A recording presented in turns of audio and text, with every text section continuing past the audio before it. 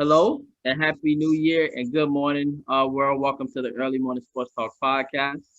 I hope that you all are having a blessed morning as you all are tuning in along with us and getting your weekend started. Again, happy new year, world. Wish you all a blessed 2021. For we made it through 2020, right? And that is enough and a lot to be thankful for. The Early Morning Sports Talk podcast can be found on Facebook via the Early Morning Sports Talk podcast page, on Spotify as the Early Morning Sports Talk podcast, YouTube as the Early Morning Sports Talk podcast, Apple Podcasts, as well as other Facebook or other streaming platforms, alongside our Facebook pages via Brandon Price, Jamar Goodman, as well as Chris Ford, who is our guest this morning. Thank you for joining us, brother. I appreciate you guys having me. Thank you very much. Yes, and today is, as we know, January 2nd, 2021, and we have yet again seen an interesting week in the sports world. So where we have saw Notre Dame, the Fighting Irish, aka Touchdown Jesus, get blew out again in the college football playoff. The Pittsburgh Steelers came back from the dead, Deshaun. They came back from the dead and a surprising victory, sadly, though, against my brothers, Chris Ford and Jamar Goodman, home state, Indianapolis Colts. The Chicago Bears took care of the Jacksonville Jaguars last weekend and remain hot, but will run up against the Packers, whom is our nemesis, our rival, who seem to has our number. And I hate Aaron Rodgers. I really, really do.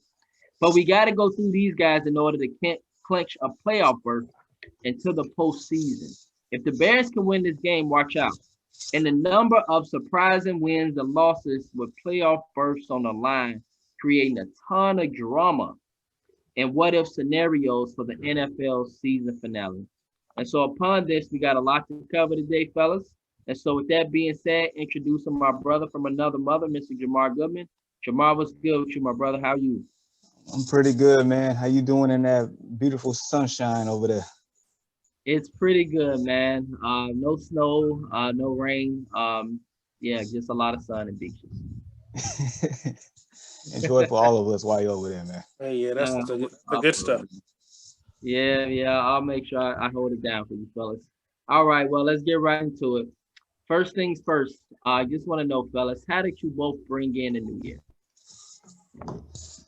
So let's begin with you, Chris, since you're our guest. Uh, this New Year was pretty different for me, man.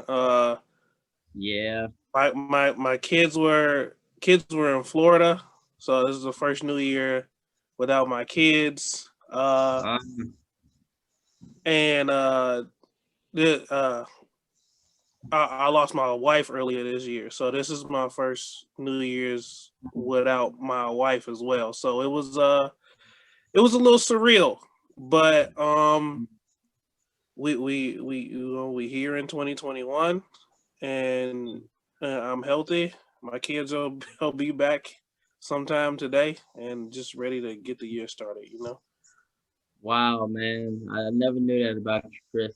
Blessings to you, my brother, and wow. Kudos to you, man. That's I strength appreciate right it. there. Yes, sir. So yeah, I got a whole different viewpoint of you now that I know that. Wow. All right, man. Jamar, how did you spend your new year? Well, let's see. Kids definitely heavily involved. I ended up passing out like around 9 p.m. A random alarm.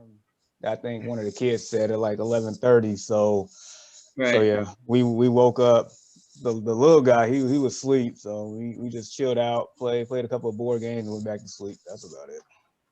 That's what's up, man. Yeah. For myself, um, slept. I slept all New Year's Eve, fellas. I mean, I'm on vacation, right? Like slept, ate, slept, and then after that, um, woke up to do a year-end church service for my church, the Parkway Nice. Garden Christian Church, Disciples of Christ. And so that was my New Year's Eve. As far as New Year's, had a big party yesterday. Um, it is like so hot here. It's like, man, the amount of cases down here are like just it ain't really none.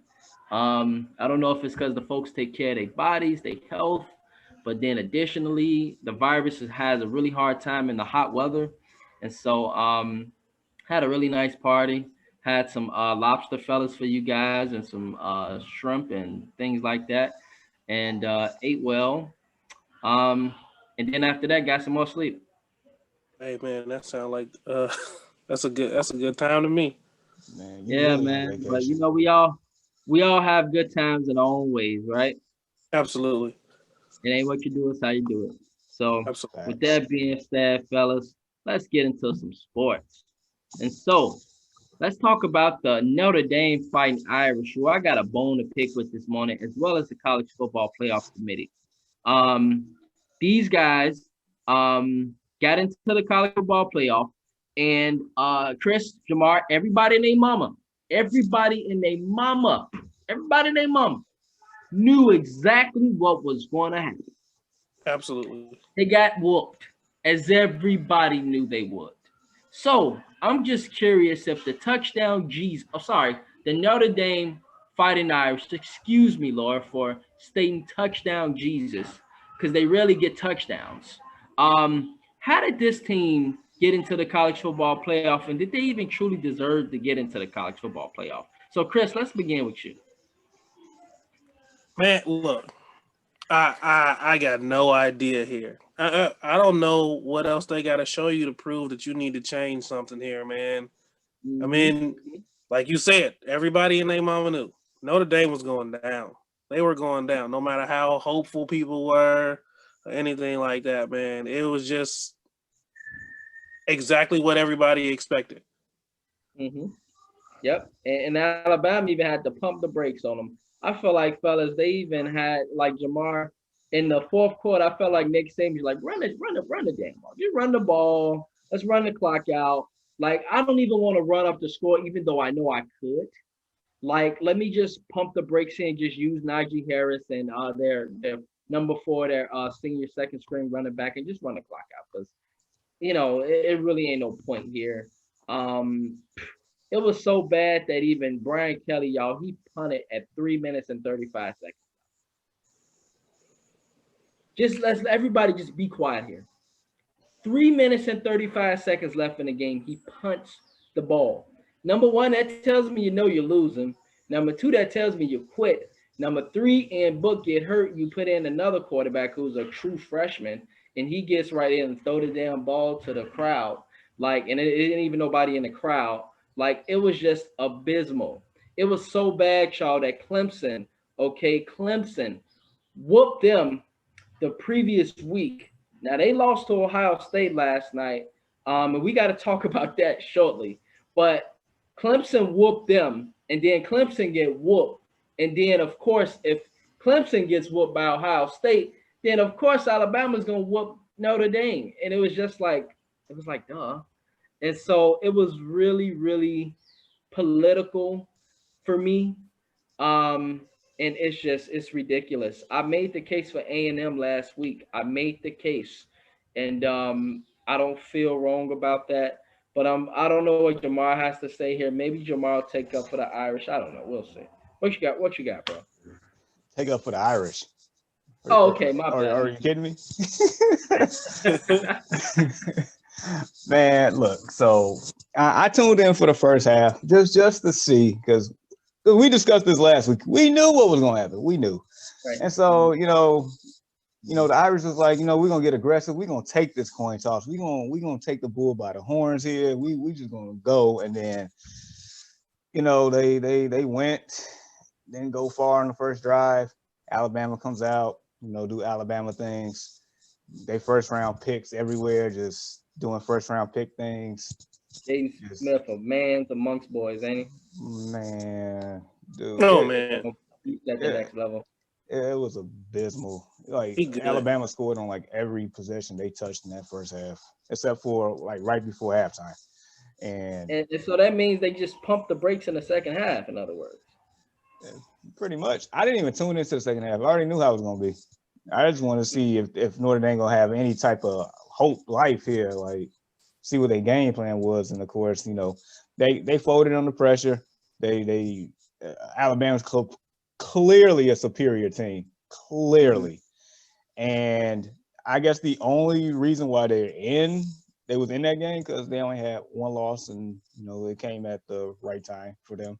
Other than that, I mean, heck, that Cincinnati Georgia game was probably the real MVP yesterday as far as close games are concerned, and action and excitement, because what we watched last night was like, why are these guys here? That's what it felt like. I got a question.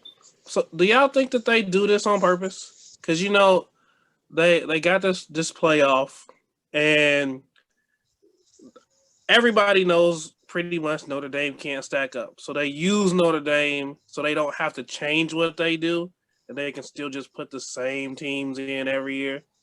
They use Notre Dame as like proof that if you put people in there that shouldn't be there, it's going to be not worth it. I mean, in that case, then what the heck are they doing? Like, for me, man, I think it's political. It's the fact that the school has a lot of money. It is, we live in a predominantly Christian country, Mm-hmm. and this is a Catholic Christian university, and then Notre Dame produces ratings, TV ratings, and so possibly this is all that goes into the political aspect. But I think those reasons and possibly some more are the reasons why they let this team continue to get into the college football playoff. When they know they're gonna get their asses whooped, and excuse my French, asses donkey in the Bible. Like they know that they're gonna get spanked, and I don't know, man. I'm with you, Chris. Like, why don't you just let a team in that you know is gonna give Alabama a run? Which would have been A&M. Like, why don't you just let them get in? In this case, if you want to keep the 4-team college football playoff and always get Notre Dame in because they beat weak ACC teams like Syracuse and Temple, you know what I'm saying? Or Duke. Like, yeah, Duke. That's a basketball school. North Carolina, that's a basketball school. They beat these teams and somehow they get into the college football playoff. When A&M goes up against the SEC, which is the pre-NFL, it's amazing. I don't. I agree with everything you all said, and every time that this happens, it's like more and more reason to expand this playoff field to 8 teams. Thank you. Bottom line. Absolutely. Exactly. I think Notre Dame gets spanked in the 18 playoff. Probably. First round exit. First round exit. Yes. First round exit. Absolutely. Cincinnati and Georgia would have beat the brakes off of them. Absolutely. Facts. So, I mean, like, come on. Like, it's really becoming like, y'all, I kid you not. If this happens again next year, they're going to start losing fans and people just going to start going crazy. Like, because they're already going crazy now. Yeah. Everybody's like talking about it. It's a big conversation, and everybody just seems to be on the same alignment outside of the Notre Dame faithful, who loves to see this. But anyhow, can we talk about that running back play though real quick? Where he hurt a dude, man. That was crazy. That was crazy. Bro, Najee Harris. Harris, for one, I feel like he's been there. College Jamar. Yes, and every time I see that name and hear that name, I think of him. But I feel like Najee Harris has been there for like 10 years already. But it's like every year he gets better and better and better. This dude is arguably going to be a top 2 running back pick in the draft in the first round this year. Right. He is sensational. Yeah, we talked and we saw 2 hurdles last night, fellas. So that transitions us to this Clemson Ohio State, because the hurdle that Eric Sermon sent to Clemson sent a message, and it turned the tide of that game. He let them know that we was going to be real physical. This ain't finna just be no normal Clemson Ohio State where last year, and I told you this last week, Jamar, I felt like Ohio State got cheated, and I'm sure you remember this, Chris, last week, as last year, as a sports fan, that Ohio State was beating Clemson. What turned the tide was when Sean Wade, that defensive back, did a hit, and it was like, really, like y'all gonna call that? And it just Mm-hmm. changed the whole time for Trevor Lawrence and allowed the little golden boy to get in and get his little momentum in and get a touchdown to sort of win the game. And so yeah, last night it was the same thing. Number 47 laid a lick on Justin Fields, and hurt him, but that helped change it. It was like a deja vu. It was weird. It was crazy. But yeah, let's transition y'all to this Clemson Ohio State game, because for me it was a surprise. It really was. Jamar, let's begin with you, man. What are your thoughts on that game? Man, so I think I tuned in. I think right after Fields got hurt, and they was talking about he was in the tent or whatnot. So yeah, from what I saw, shoot. Remember before I even get to my analysis on this. Remember last week we was talking about like, hey, we're gonna get a showcase of Justin Fields and see, where he made, his draft stock, right? And Right. so basically he took advantage of this whole opportunity. He looked like the number one overall pick last night. That man Boy, was come on on now. fire. That man Mm, looked like he looked like he showed couldn't Trevor be Lawrence stopped. up. So he looked like Deshaun Watson back in the Clemson uniform. He looked like Cam Newton in his year in Auburn. He looks like, Mm, just any great quarterback that had a sensational season. mm. Over here breaking records. What he had, 6 touchdown passes, if Yes, I'm he not mistaken. did. Yep, yep. And he took the team on his back. He remembered the game from last year. He like you just see so much growth in these big moments, and Yep. and it makes me feel like they just might have a chance of pulling this whole thing off. Just the way that they played, they executed, they lived, they rose to the moment. They just came with it and like dog stomped Clemson after that whole situation. So I'm glad I tuned in at the right time because man, I saw greatness before my eyes. And when he threw that bomb to That deep Buddy, Uh, ball. Whew. dude, that was perfect. Yeah, and it that was. that took the life out of Clemson. Dude, they, Oh, they look it was shook. pretty. Trevor and them look shook. I'm sitting here Yep. like you the number one overall pick, and this how you go out for your last game, I'm supposedly. telling you. But yeah, that's my take, man. They look deadly. Yeah.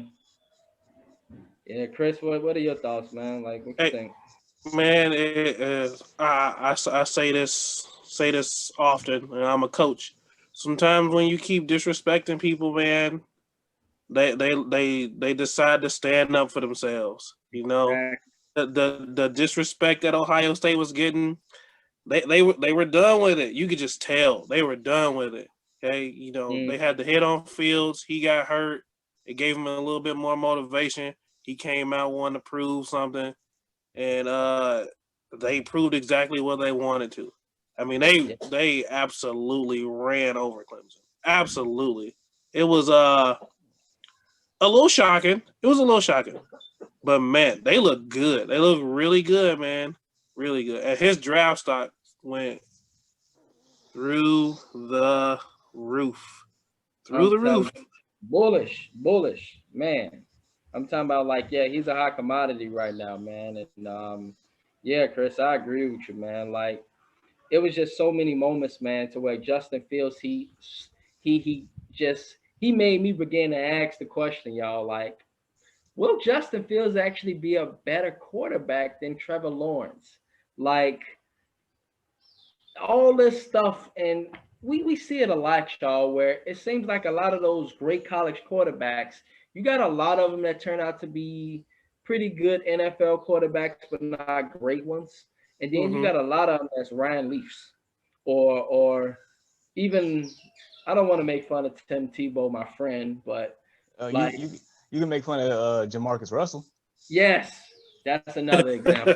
Like, I'm not saying that Trevor Lawrence will be that. I'm not saying that, but don't get too caught up in the hype of college quarterbacks because oftentimes they go to the NFL and it's just a whirlwind and it's a very hard position to play. And so yeah, Ohio State just came, took the life out of them, shocked them. Was the physical football team, and y'all know in football physicality is very very important. And so Ohio State set the tone. Eric Sermon, he looked like a baby Derrick Henry out there, a baby LeGarrette Blunt. Like they didn't want no parts of him. He had 100 some rush yards in the first half. And so, like, and that was only on 13 carries. They didn't want to tackle him. And then you got the fact that Justin Fields was just all down in shooting lasers. Clemson secondary, which I thought was a great secondary, got first rounders. They got first rounders on that team. They got first rounders in that defense. They got torched. They got torched. And so it was surprising to me, man. I mean, everybody, all the analysts, all the people, Trevor Lawrence. And I was just saying my pick was Ohio State in this game. And the reason why is because I felt two things. I felt Ohio State only playing 6 games would be a lot more rested up or less tread on their bodies than Clemson, so they can come out way fresher than Clemson. Their turnaround was really quick. National championship game is next weekend. Well, next Monday, sorry. So like the turnaround was quick, and then they got cheated last year. They pissed off about that. And Justin Fields, I feel, is just as bad as Trevor Lawrence. We was debating them all year, like right 1 and 2. And so those things I think just led to that butt whooping last night. And I was glad to see it. I was glad to see Clemson get humbled in Trevor Lawrence. Which leads me now, y'all, to the next segment that we got to talk about. Do y'all think that, or which, if you had to pick, and I want y'all to play GM here, Chris. If you the New York Jets and the Jaguars, who do you select for your first round pick? Or like, who goes first? Jaguars. Man, that's a hard one, especially after what I seen yesterday. I like Trevor Lawrence, man. I do. I like him. I think he's gonna be pretty good. Fields, absolutely. He got something there, man. I mean, you can tell he's tough. That was a mean hit. That's a mean hit. He's gonna be a baller. That's a mean hit. He came back in the game and balled out. That's like little intangible stuff like that. It's hard to find and good to have. Like you can't teach that stuff. So, things like that, and the way he just played in one of the biggest games of his life, man. I don't know, man. I might have to flip a coin.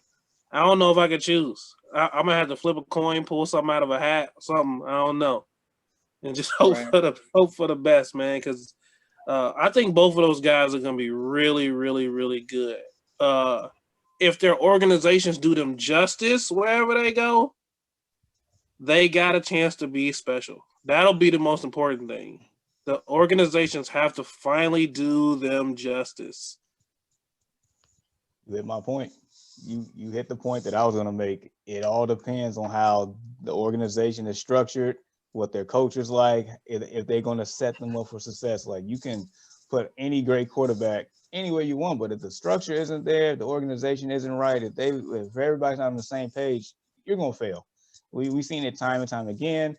I can go back to David Carr. He was set up for failure. He was supposed to be the savior for that new franchise in the Houston Texans at the time. I think back in 03, 04, somewhere around there.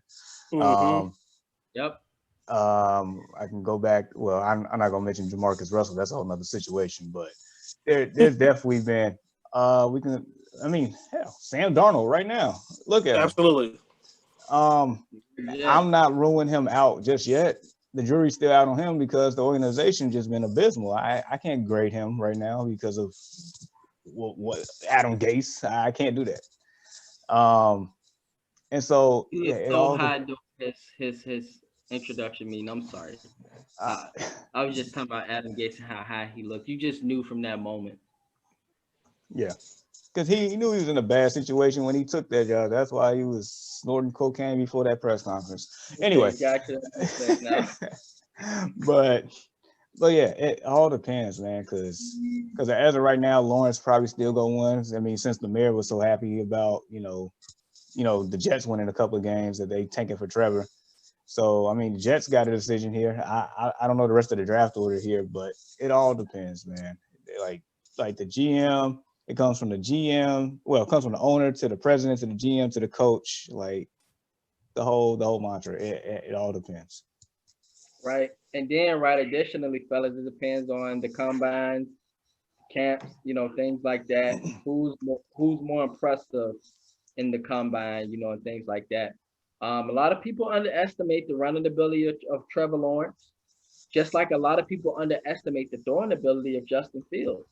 And so last night, I actually got a chance to see Trevor Lawrence run pretty well, and it was all right. Whereas with Justin Fields, I got a chance to really see that he's a dual threat. And I gotta say, y'all, if I want to compete immediately, I gotta go with Justin Fields. I know that Trevor Lawrence has been this dynamite since he's been a freshman. 3 years of dominating college football, great numbers, but it's like I think we kind of overreacted his freshman year because I think they underestimated him. I somehow, it's just me, that Nick Saban underestimated him the first year, and that he knew that,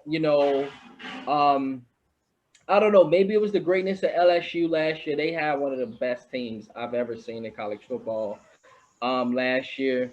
But this year, there's no excuse. He should have beat Ohio State if he's this, you know, greatness that we're talking about. And so I'm not saying that the kid's overrated. I'm not saying that he won't be a great NFL quarterback. But if I had to bet who's going to come out and compete, play harder, um, be able to win at least 4 to 5 games their rookie year, um, I got to go with Justin Fields. Maybe Trevor Lawrence come out, Jamar, and he's like a Justin Herbert. Maybe he will. Maybe he comes out and he's like a Joe Burrow. Maybe he comes out and he lights things up. But I just feel like, man, that Justin Fields would immediately come in and have that instant impact. And so I would go with Justin Fields, man. I think he's going to have a better career than Trevor Lawrence. Putting that out there right now. You see the success of black quarterbacks in the NFL, and that is bullish. That is on the rise, and you got a number of great black quarterbacks that are dual threats, and it's really transcending to the current NFL. And I feel like Justin Fields will come right in, y'all, and fit right in. And so, yeah. You know what I'm saying? Definitely can see that. Yeah, that trend is definitely on the rise. So, yeah. All right, that answers that. But in this process, guys, I need y'all national championship pick. So you got Ohio State and you got Alabama. I'm pretty sure a lot of people probably got Alabama, but let's see who y'all got. So Jamar, give me a pick, bro. Who you got? Man, I was gonna say I'm gonna take the team that's the hungriest, but honestly, both of them are hungry right now. I like underdogs, by nature. So I'm picking the Buckeyes. I just want to see it. I know the greatness of Alabama. I'm not about to say like I know like oblivious to it, but no, I want to see that story happen because he reminds me of Deshaun Watson when Deshaun Watson was going against that juggernaut. So right. it just reminds me of that. So I'm taking Ohio State. Chris, who you got? Man, I'm not a real big Ohio State fan. Like historically, I've never been a fan of Ohio State. But I would really like to see them take it. It's hard for me to even let that slip out of here, man. But I really would like to see them take it. It was everything I seen yesterday was impressive. And like Jamar said, we all know what Alabama gonna bring, man. They're dominant. They're always dominant. But it'd be nice to see Ohio State knock them off. Right. Yeah, it would be, man. It'd be interesting. And so yeah, um, I I I find myself siding with y'all. Yes, I find myself siding with y'all. Um, Upsets happen, but y'all know who I keep thinking of? I keep thinking of Vince Young. Remember that against USC, that national championship game? Like it was yesterday. And in college football, it's definitely one sport where if you got a dual threat quarterback, you can win. And you can win for sure. And you can surprise people, especially in big moments. If Justin Fields, y'all can get out that pocket, and he can, create and get at, get on the outside, create some play action, different things. They got a great tight end, Ohio State, this number 88 kid. He can ball. Yeah, that He's dude was a looking like monster. I don't know his name, but I think he's 6'6" too. right, like Ohio State, and you mentioned earlier, Jamar, that either one of those teams, Clemson, Ohio State, whoever won that game, could definitely beat Alabama because they were impressive. But I don't know, maybe they pumped the brakes on Clemson, but they only put up 31 points. And so I hate to say this, and it would mean, y'all, that Nick Saban will be on the sideline screaming. He will turn red. He will be probably punching the referees. A whole bunch of antics, y'all know, when he don't get his way with the refs. That could very well be the case. But I'm with y'all, man. I would like to see Ohio State pull off what will be a shocker, because I know a lot of folks gonna go with Alabama, but Ohio State I think is just as good. And plus, as I stated earlier, they do have less wear and tear on their bodies. Yeah, a lot fresher than Alabama. Alabama played a whole schedule this year, y'all. They played what, 14 games now? So Ohio State only played 7. I need a one possession game for sure. I need that. A one possession game. Oh yeah. Yeah, it'd be interesting, man. So wow, we are all unanimous in picking an upset for Ohio State. So we'll see if that happens. All right. Let's now talk some NFL, guys. The ton of scenarios for Week 17, and so with that, we got a lot to cover.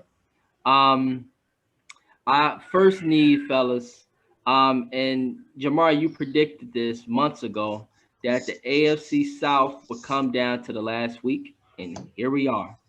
Um, I need predictions on who will win the AFC South. Um, well, no, let's not even do that. Instead, let's just focus on the wild card playoff race. And then, of course, whomever loses out of the AFC South could potentially still get in as a wild card, right? And so I just need to know, out of these 5 teams, the Tennessee Titans, your Indianapolis Colts, Chris, the Ravens, the Dolphins, and the Cleveland Browns.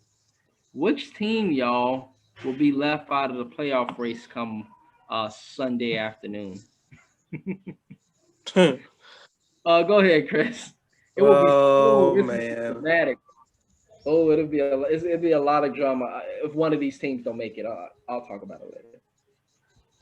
Yeah. So I am going to go with. I don't know, man. Look, this is difficult. This is difficult. This is difficult. But if I had to pick, I might have to go with Miami. Tua ain't look too good. Not great. He got replaced in their last game. Fitzmagic came in, saved it. Mm-hmm. He looked too good. So I think that is gonna be them. They gonna miss out. I think they gonna miss You out. think? The Dolphins. Yeah, Hey, they got and the it's Bills. They got the Bills, man, and Josh Allen is an animal. yeah. This is a very tough question, man. It's a lot of what if scenarios. Jamar, I seen a very strange look on your face. Very strange look. I think I know what you're thinking. Who will be left out of the playoff race come tomorrow? I mean, so actually I don't even like saying this. Chris took my pick of Miami, but I'm gonna go with a second team here. If that doesn't happen, boy, this is tough. I feel like the Steelers kind of gift wrapped a present for the Browns this week. I feel like the Ravens take care of business. Coach should take care of business. That leaves me with the Titans here. Titans. Wow. After all they've done this year, after all the running Derrick Henry done did over people, you telling me they gonna miss the playoffs? This will be my second pick. If They Miami, got a divisional game. They got a divisional game. And the last time I checked, Deshaun Watson. Sure. Last time I checked, that game, Houston should have beat them the first time around. Right. Houston had that game. Mm-hmm. And I know for a fact that Deshaun Watson is not going to lay down and just let them just trounce all over him. So, and it's in Houston. That is a trap game. Mm-hmm. I'm just saying. Like, I mean, if, Tennessee comes in, handles business, run the ball, set up the play action. A.J. Brown's a beast. Corey Davis, he was a no-show last week. But, they handle business. I mean, we wouldn't be talking about this. But I'm just not about to overlook the fact that Deshaun Watson is Deshaun Watson. The way that Houston played last week, I'm pretty sure they want to go out on a high note. They probably playing, for Romeo Crennel to actually have that job. I mean, there's factors here. So, I'm just saying. The JJ Watt speech. Yeah. It's basically you either step up. Either you're gonna be here and be committed, or get out the door. So a lot of people jobs are probably on the line here. So they gonna play hard. Definitely gonna play hard. Before I get to the pick, y'all, I just want to pick some bones real quick. And that bone comes with the Cleveland Browns. Oh, I knew you was getting ready to say that. How did you know, Chris? How did you know? If the Cleveland Browns lose this game, I know. You talking about Monday, the day after, or even after the game. Skip Monday, damn it. It's going to be immediately after the game. It's going to start immediately on the NFL Network, ESPN, everywhere. Like, they lose that game with all the talent that Baker Mayfield has been given. But we know he can fumble that rock, which he fumbled 3 times last week against the Jets. Got down early against the Jets. Blew another lead earlier this season. And then you're telling me that he would lose to Mason Rudolph? Not even Big Ben, Mason Rudolph? And then this would be like, wait, y'all. This would be at home in a dog pound. This would be terrible. And so if this was to happen, rumblings would just be all over the place and people going to go crazy and start stating maybe Baker Mayfield should be getting out the door because of all that he's been given. The Browns, mostly y'all had their success due to the running game. It ain't been because of Baker Mayfield. It's been because of the running game. And so these factors, I'm just saying, if he does not win this game, and if they get beat up, y'all, tomorrow, if they get beat up, it would be really, really, really bad in Cleveland, especially if they miss the playoffs. And it'll just really add to this, like, is this organization cursed or what? That's just something else. But it would be really, really bad. But if I had to pick who would lose tomorrow out of that playoff race, right now, y'all, it's looking, I just want to see the Browns lose. It'd be funny. But another one, y'all, is if Lamar Jackson lose. Oh.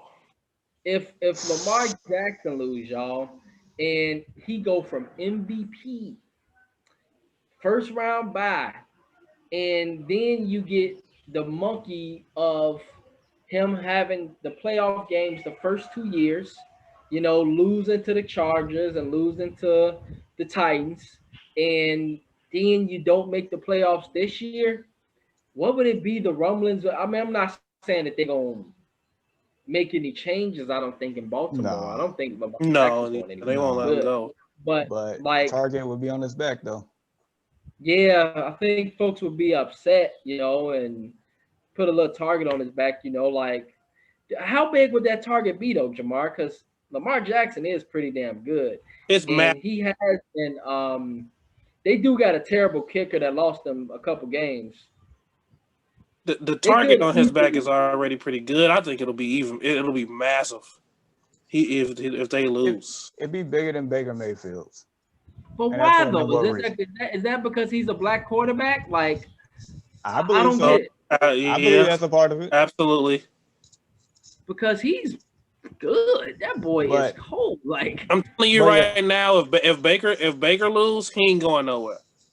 People gonna say what they gonna say, but his job security, I think, is still secured. that You're gonna sounds hear a like lot some. more. You're gonna have a lot more talk if Lamar Jackson don't make it to the playoffs, and even if they make yeah, it to the playoffs, if they lose that first playoff game, same thing. He got to win the next 2 games. Period. yeah. Right. I think the other part of it is just because he set the bar so high. It's like you have to like get over the hump. You have to do it because he set Mm-hmm. expectations through the roof last year. So it's like, all right, you did all this. Now it's time for you to actually win. It's time for Right. you to actually become part of the elite quarterback conversation because any good quarterback in a regular season can do this, and that, but elite quarterbacks they get it done in the playoffs. Yeah. That's Exactly. just what it is. Very, very true. That's facts, man. And so Lamar Jackson, like, man, ooh, if he lose, it's gonna be rumblings. There's gonna be a lot of just talk. Not saying that he's gonna go anywhere. It's just gonna be talks. And so yeah. But if I had to make a pick, y'all, so get into this pick, damn, it might be the Indianapolis Colts. And Uh, it's not because that they'll lose, y'all. I just feel like these teams will take care of business tomorrow. Like um the Browns, if they don't take care of business tomorrow, boy, but you should against Mason Rudolph. You should. The Bills, I'm hoping that at some point in the game they come to realize like, hey, we're going to play in the second round. I mean, we're going to play next Sunday anyway. Let's rest some folks. And so Miami might take advantage of that, y'all. But Chris, you raised a very good point. It's cold in Buffalo too, and Josh Allen's playing lights out. That could very, very well happen. Um, They got the something to play for. Jaguars is the worst team in the NFL. They should take care of business. They really, really should. The Colts, and I think they hopefully should. Texans, Titans. I mean, we get into picks here, but they should take care of business. I mean, the Texans have been up and down team. So if I had to pick, I guess I would pick that everybody would take care of business, but that the Colts would not make the playoffs, y'all, at 11-5. That's just how lit the AFC is. yeah, it's That's possible. insane. I know, right? It's so upsetting. Like, So I feel bad for one of these teams because they all are deserving of postseason play, all of them, and Very I feel deserving. bad. Very deserving. Which y'all like is crazy, right? And Deshaun, what's good, my brother? Good morning. He stated Houston is extremely poor against the run. All the motivation Derrick Henry needs, which is true. Derrick Henry is 223 yards, y'all, away from the 2,000 club, and Houston is extremely poor against the run. If Derrick Henry can get going, he had a quiet 130 against Green Bay last week. I mean, wasn't that bad. No, it's like probably like 100 because Tannehill got a really big run last week yeah, against the Packers. But other than that, your boy Derrick Henry still had a 100-yard game, but he's 223 yards away, y'all, from 2,000. If he clinches that, that would be amazing. He's of course leading the NFL by far in rushing yards, but that's a what if scenario as well. So it'd be interesting to see. And speaking of what if scenarios, let's now get down to the well, we talked about the um, various teams in the playoff scenarios, and I was actually going to skip down, but the Colts. That's my question now, Chris, and this is your squad. Do the Colts, if they, let's say if they don't make the playoffs? I mean, it's some what if scenarios. If they win, do you not look for a quarterback if you don't get into the playoffs? Do you look for a quarterback? If you lose, do you look for a quarterback? What should the Colts do if they were to unfortunately pack up their bags at 10-6 or at 11-5, which I think are both great records? What do the Colts do tomorrow if they don't get in? So Jamar knows how I feel about Phillip Rivers. How do you feel about was Phillip Rivers? I was not happy about that at all. It made my skin crawl, man. I do not like Phillip Rivers at all. But with that being said, he has been great. I've been waiting, like I talked to you earlier. I've been waiting for that heartbreaking interception that's gonna ruin the whole season all year, and he hasn't given it to me. And I'm just praying that tomorrow it don't rear its ugly head. But I still don't know how much he got left, man. I still don't know how much he got left. So and I like Jacoby. I really like Jacoby. I felt like they jumped the gun with that a little bit. He can be real dynamic. So I think they at least have to consider it. I think they at least have to. And honestly, man, some big bearded guy who used to play for them, he might consider coming out of retirement. You never know. They look solid. They look solid. They look solid. The O line looks so much better. He'll be so much more protected. I know he too young to just let the football die. I kind of feel like maybe it could happen. Right. Very interesting, man. Like, it's very interesting. And what if, right, that big bearded man was to come out of retirement? Do the Colts get back to their winning ways, their AFC Championship peaking Super Bowl ways? They could. If he comes back playing the way he could with that team, hell yeah, they can. Because I felt like if he would have stayed, y'all probably be in the Super Bowl. Especially, it'd be y'all in Pittsburgh battling. Because finally that man in New England went away, and it'll just be open. It'll be open. You see how now the AFC forgetting about the catch-up man. Huh? You're forgetting about the catch-up man. Oh, yeah.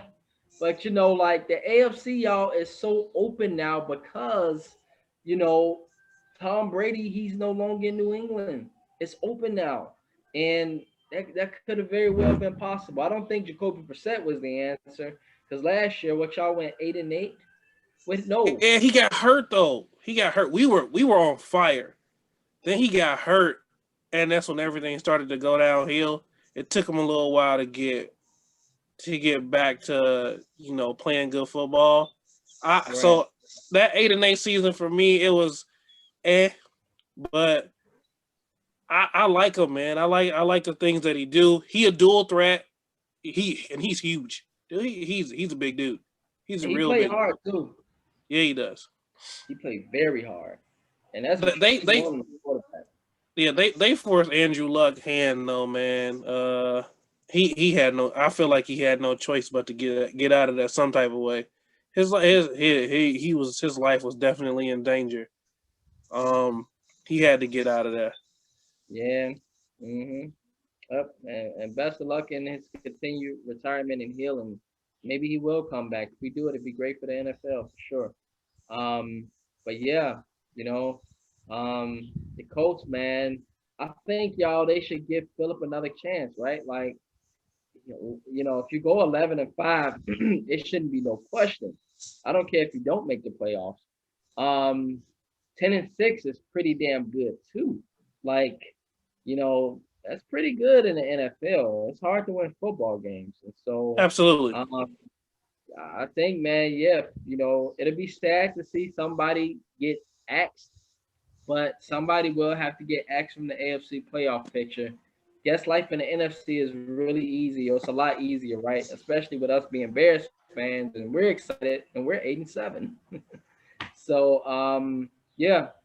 What do the Colts do? It just depends. But if they take care of business tomorrow, it really shouldn't be much rumblings, man. Even if they don't make the playoffs. Um, and so yeah, Jamar, what's going on, man? What you thinking about? All right, so I felt like they should address the quarterback situation in a different manner, one way or another last year. So yeah, absolutely. Win or lose, you're gonna have to address the quarterback situation. Just like Chris says, you don't know how much longer he has in the tank. I mean, the man is what, 40? Isn't he around 40? If I'm not mistaken. Oh, he gotta be, yeah, gotta be. With 11 kids, I mean, so he's about done, man. I mean, with his borderline Hall of Fame career, he's about done. Yeah. So, I mean, hey, if that scenario of that bearded man comes back, I mean, hey, as long as he's feeling a little lucky, you might just get it done with him. But one way or another, that situation needs to be addressed because, I mean, you got a great foundation right now. The defense is elite. The running game is great. I would say this, Phillip Rivers, with him, with how he plays, he spreads the ball around so much, I guess you found out how productive your weapons are. And you have a lot of productive weapons. So now you just need somebody to take the reins, actually sit in the throne, drive the seat for years to come. So that's what they need going forward. No, I'll take Fitzmagic, bro. He can be my bearded guy. I'll take Fitzmagic. Hey. That's a good one. Hey. He's a squeaky quarterback, like Phillip Rivers, but he had a pretty good year this year, right?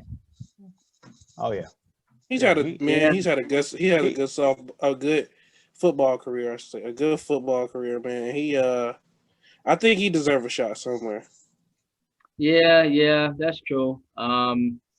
Yeah. What if Mariota gets out of Oakland? Or sorry, LV? No. I don't know if they let him go, but that's a good option too. No. That sounds like an emphatic no. No. He was balling out, man, a few weeks ago. I don't believe in that guy. I don't believe in that guy. It'll be a pretty nice market though, man. And so who knows what happens in New York, right? Sam Darnold. So hey, I'll take Cam. I'll take Cam. Cam's another option. He might be out of New England. So these are all like scenarios due to this week 17. And so possibly, yeah, there'll be options. But Phillip, man, he looked pretty good, y'all, this season, if you ask me. I would love to have him with the Bears with our team. Huh? Yeah, totally. He's a B better than Trubisky. Who? Man, please. Like Phillip Rivers, y'all. This is a borderline Hall of Famer, like you mentioned. Yeah. But he can get hot. No. The only reason why we even in this position because we have a mobile quarterback who's playing possessed right now, like his job is on the line, which it really is. You put any pocket passer back there, they're sitting duck. We saw that. Can't do it. Oh yeah, I see you with that O-line. Yeah, he'd been retired by now probably because Nick Foles damn near about to retire after dropping back for the Bears. That man ready for retirement, y'all. He about ready to hang up them cleats because he was getting beat up. I see your point, man, for sure. A lot of what if scenarios, man, this offseason for sure. Let's talk about the Cleveland Browns. So, just curious, Jamar, if the Cleveland Browns do not make the postseason, should the Browns organization begin looking into moving on from Baker Mayfield? Should they? Maybe. Would they? No. And that's because they found the formula that makes them successful, which is the running game, which sets up the play action and the bootlegs, which means the pressure does not ultimately fall on him. We've seen we've seen the good, the bad, and the worst from him. This season has been definitely a lot more good than anything because the running game has aided that. Ever since, unfortunately, OBJ went down, things started to, I guess, become more spread. It wasn't like more focused on him, getting him the ball. They started actually running the offense like they should. And so, they basically just found a formula of success for him, like I stated. So as long as, you keep that formula, as long as Nick Chubb and Kareem Hunt are there and they running the football, taking the pressure away from him, that does leave wide receivers open because the defense has to commit to the run. So you get one-on-one action out there. As long as your receivers can gain separation, I mean, I feel like he's fine. If they lose, if they don't make the playoffs, I can't like put it all on him by any means. So I think by default, he'll be back next year. Chris, your thoughts, bro? What you think? I think they gonna hold on to him, man. They been getting better and better every year. Every year. I think that you at least got to give it one, maybe two more. One, maybe two more with Baker. See if they can figure it out. I mean, because, like I said, better and better every year. Less decline. Look, defense is solid.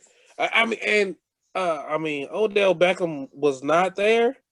So I really think at least got to give them 1 year with a healthy Odell Beckham Jr. with the way that they played this year. At least one more year. Right. These are good points, fellas. Because I was on the opposite end. Y'all done persuaded me. I was gonna say chop him, and the reason why was because of all the weapons you've given him, and the fact that the running game has pretty much been saving this team. But then the question becomes like, what if, and running backs, y'all know they it's like it's like a car when it comes off the lot. The depreciation for the running backs is a lot faster than the quarterback or the offensive linemen. Like, they have a lot of wear and tear in their bodies. And so what if these guys begin to kind of break down a little bit? Then you'll really have the chance to see what Baker Mayfield is truly made of, in which we've saw it, and he loves to fumble the ball and he loves to turn over the ball. And he does these things quite often, all the time, especially in big games. He loves to look crazy in primetime games too, outside of a few weeks ago, which he balled out against the Ravens. But man, I mean, I'm with you guys. You give him another year. Um, you know, these questions I'm sure the Browns will be asking. What if the running backs this, blah, blah, blah. Deshaun made a really good point. Um, he mentioned that with Cleveland, you need to sit an able quarterback behind him to light a fire under Baker, like what your Bears did with Nick Foles, obviously coming in there for Trubisky. And it's looking like it's worked, right, for us. You know, could that very well be the case? That's a very good idea, Deshaun. Put some type of pressure on Baker because he is very comfortable. I think y'all would agree he's just overly arrogant. Like, that dude is like, I would say it's not as bad in the second half of the season than it was the first 3 years total. It's not as bad because I think he's starting to mature before our eyes. So I mean he did own up in that press conference this week. Yeah. I was proud to see that. And before it wouldn't have been that. It would have been something different. We'd have been looking like, really? That's what you think? But no, he took ownership of it like he should. I mean, when the quarterback wins, they get all the praise. When the team wins, they get all the praise. When the team loses, especially if it's it's your fault for most of it. You take it. You just eat it and keep it moving. You learn from it, and that's what looks like. That's what he's doing right now. Yeah. Yep. And Deshaun, you're right, man. It has certainly raised Mitch's level of play. And so Cleveland might need to take a page out of Chicago's playbook. Facts. Very much so. Yeah. Nothing wrong with competition. Dude, Mitch playing like he got a gun to his head. So I I'm mean, telling you, they lit a fire under that boy. He hot. But yeah, man, Cleveland, gotta keep him. I mean, they've been the worst organization in sports for so many years, and now look at them now, 10 wins. Like that's a hell of an improvement. So for that reason alone, yeah, you know, don't get me wrong, y'all. You got a lot of people out there that feel like he should be asked if they don't even make the playoffs, but especially if they lose to the but uh the Pittsburgh Steelers and Mason Rudolph. I tell you what though, I do know a couple of like diehard Cleveland fans, and they are still like, with Baker here because of how he's played this year. Right. Yeah. Yep. All right. Speaking of the Bears, Deshaun, let's talk about the Bears. And this is another what if scenario. So, Jamar, I see you with your gear, man. I didn't wear my Bears gear this morning. I apologize. If the Chicago Bears, y'all, go down and defeat tomorrow to the Green Bay Packers, and they do not qualify for the postseason, should the Bears, y'all, even at 8-8, an improvement in the last few games, should the Bears organization, y'all, begin into moving on from Matt Nagy, Mick Trubisky, and/or folks from the front office? Do somebody got to go? Yeah. Somebody got to go. Okay. Somebody has to go, man. All right. So the crazy thing is, Nagy has not have a losing season in his tenure with us. Believe it or not, we went 8-8 last year somehow, some way, and that abysmal. To do a little math real quick, bro. 12, 8, 8. So right now, that is 28 wins compared to 4, 8, and 7, 28 and 19 in his tenure. Yes. And Nick Trubisky is 28 and 12, y'all, as the Bears starter, and 7 and 2 this season. Yeah. So I don't know how they pull that off.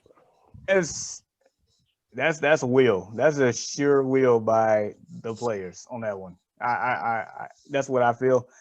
And I guess Nagy has done I don't even like saying this, but I feel like he's done enough to stick around. Now, who they should get rid of?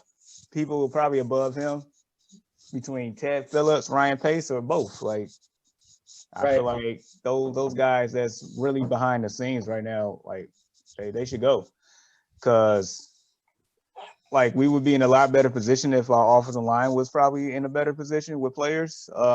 If we had more weapons and the better decision making as far as the team and continuity, we'd probably be in a better ordeal all the way around. Right. Yeah, man. Chris, what's your thoughts, bro? Somebody absolutely has to go. That's for sure. Somebody got to go. I feel like somebody got to go regardless of what happens. Right.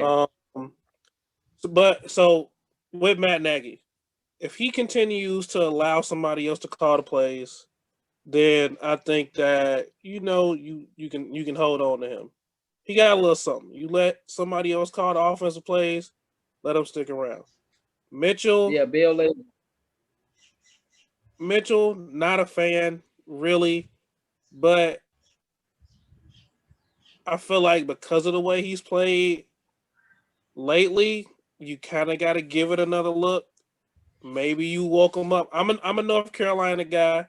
He got a little bit of he got a little piece of my heart because where he came from. So maybe see what he's got, but absolutely the people above them, somebody got to go up there. Somebody got to go. They got to break that up. Somebody got to go. And yes, fellas, y'all raised very good points, man. Matt Nagy, 28 and 19. That's pretty good. Revived this whole team, revived the Bears fan base, revives the city of Chicago. Bears fans, finally, y'all got some hope. And with this team, just like Jamar said about Lamar Jackson, the expectations were just colossal. Because of that, success right off top. I think the Bears, in a way, Chris, Bears fans, we kind of got that too. Like we got this high success now because of what we've seen. Right, with the first season, 12-4, throughout the Bam dominating, we got high hopes, and we're kind of impatient because we want to win that Lombardi, and we want to beat the damn Packers for sure. This would just be icing on the cake for cementing. If you beat the Packers of all teams, you knock Aaron Rodgers out of the first round of the playoffs, and then you have him on the ground crying to the referees. This would make my Sunday. It would just make my weekend, Chris. It would make Bears fans' weekend to see him get pummeled, especially since this left tackle, who's a Pro Bowler, All Pro, is not playing, and Khalil Mack now will have a second screen guy blocking him, which I hope Khalil Mack feast on him. Happy New Year. Like, Happy New Year to the Chicago Bears. This could very well be a gift because Khalil Mack could put Aaron Rodgers on his back. Okay, with that being said, man, somebody had to go if the Bears lose. Got to be that front office. I stand in agreement with y'all. Mitchell Trubisky, y'all, for me, I've been on his bandwagon since he came out of North Carolina. I love the fact that the Bears are now playing with his strengths, and they're doing that more. They won a lot when they did that the first season. The second season, the Bears tried to make him into this drop back guy, and it just didn't work. He's not that type of guy.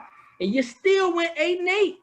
Just keep that in mind. You still went 8-8, and you could have went 9-7, 10-6 if you didn't blow the game against the Raiders in the final minutes, and you didn't miss that damn field goal against the Chargers last year. Could have been very well 10-6. Go ahead, Chris. Double doink. Yeah, but it was not a double doink. It was a way to the. I'm talking about against the Chargers. That wasn't no double doink, right? Oh, yeah. Bad. The goalpost was straight. That ball went way over there, and I was just sitting there like, "Are you serious?" Look at Jamar's face. We gotta change we gotta change the subject. Look at Jamar's face. Oh man. This all happened last year. The Bears could have very well, they wouldn't have made the playoffs because the NFC was lit last year. The NFC was lit, and it would have been hard for them to make it in, but they could have at least had a winning record. And now this year, you get hot, you're 8-7, you should be 9-6. Damn them Detroit Lions. Well, not the Detroit Lions, but the offensive line for losing that game. That hurts so bad because imagine the position they'd be in now. We wouldn't be having this conversation. If the Cardinals lost to the 49ers, we'd be locked in getting rest. But it is what it is. Here we are. But the Bears. Can we just move on? Can we just move on? But what do y'all? So as we talking about who getting into the playoffs, we got the Colts who might win 11 games, might not get in. You got the NFC gonna have a team with a losing record, an abysmal record, making it into the playoffs. NFC least. We talk about this. I feel like every other year. Like, how do they change it to where good teams don't miss the playoffs, man? I feel like something got to change eventually because it keeps happening. It don't happen every once in a while. It happens like every other year. Every other year, you have losing teams getting to the playoffs. Yeah, very interesting, man. Jamar, I mean, what's your thoughts, man? Because I like the format the way it is, even though it's a crappy format. I still like it the way it is. I guess that was like their solution, was like extend the field here to that 7th team. And it could have possibly been a 8-team playoff if we would have lost a week here due to, games being rescheduled or whatnot. But yep, true. I mean, honestly, like, I just feel like at this point, these organizations just got to run their teams better. At this point, I mean, that whole division, I mean, we've seen this before, like Chris said. I mean, we have the NFC West, about a decade ago, right before Russell Wilson got in. And then it was another division. I can't put my finger on it, like 4 years ago. That was the same boat. And then, wild card teams getting in like with subpar records. No. Probably, I think you're right. And so, I mean, injuries happen. I mean, the only thing I can as far as this year with that division. So, I mean, Washington, that was just abysmal to begin with, and they finally, second half got their legs together. The Giants injury bug, it still wasn't, all the way solid. Eagles, that was just a Carson Wentz thing at this point that I believe. Otherwise, they had a quarterback to actually, run the offense like they're supposed to, and actually be a leader, and people they actually rally behind and and all this other stuff, and then give $100 and some million contract. Anyway, that's their problem. And then Cowboys, I mean, I guess we actually saw how important Dak Prescott was to that whole organization. So, every time they make a bad play, that's more money in his pocket, in my opinion. So they just had a whole bunch of drama in that division. So, I mean, I don't know how to fix it. It's like, just have better, plan of attack for your team. Because, I mean, they extended the field. I don't know how much more they can really do, because it's like you can't, not have a division winner in the playoffs. You just can't do it, because otherwise, what's the point of having divisions? So, right. I don't know. Something else has to give. But no, Chris, you got a valid point here. It's like something needs to change. I don't know what else can be besides fixing up your own team at this point. Right. And that's a really good point, man. The 7th seed really adds a new dynamic, and that's kind of like their solution, to give those teams that extra chance. It's sad to see that somebody gotta miss out, but and it sucks to see somebody from the NFC least get a chance to get into the playoffs. But put one of those teams in the AFC in the NFC least spot and just keep it moving. Exactly. But I mean, yeah, man. I kind of like the format the way it is, because what's the point of having a division if you can't have a champion? So, and the champion can't get into the playoffs, that is. And so, yeah, that's my answer, man. I don't know how to fix it either. But maybe they'll come up with some other solutions as we go forward. But yeah, that's my thoughts, fellas. And so, yeah, it is what it is, bro. But we were just talking about the NFC least, right? And so, Chris, right now, the Washington football team, who just cut Dwayne Haskins, this NFC least is just amazing. It's amazing. And they're in first place, must I mind you.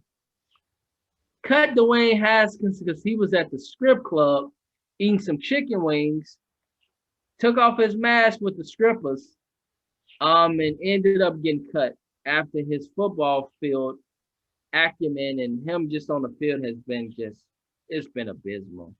I don't he should have stayed at Ohio State. He should have been quarterback. Okay.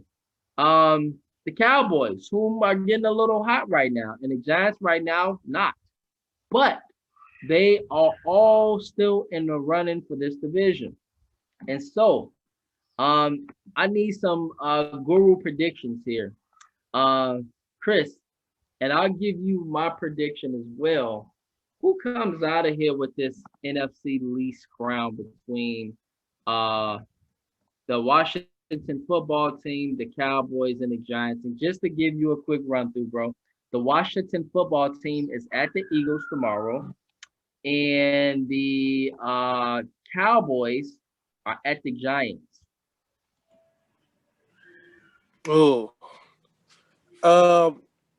is Alex Smith starting for the Washington football team on tomorrow? Good question.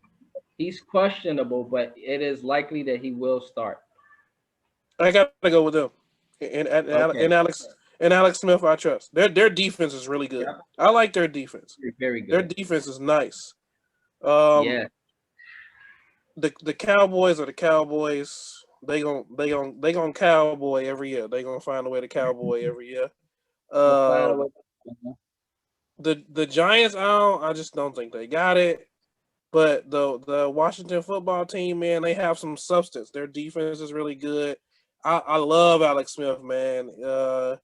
And the story, he a guy you can count on, man. He get it done. He might not be super dynamic, but he get it done. So I'm a roll with the Washington football team, especially if Alex Smith gonna be behind the helm tomorrow. Yeah, interesting. Jamar, who you think come out with the NFC least crown tomorrow?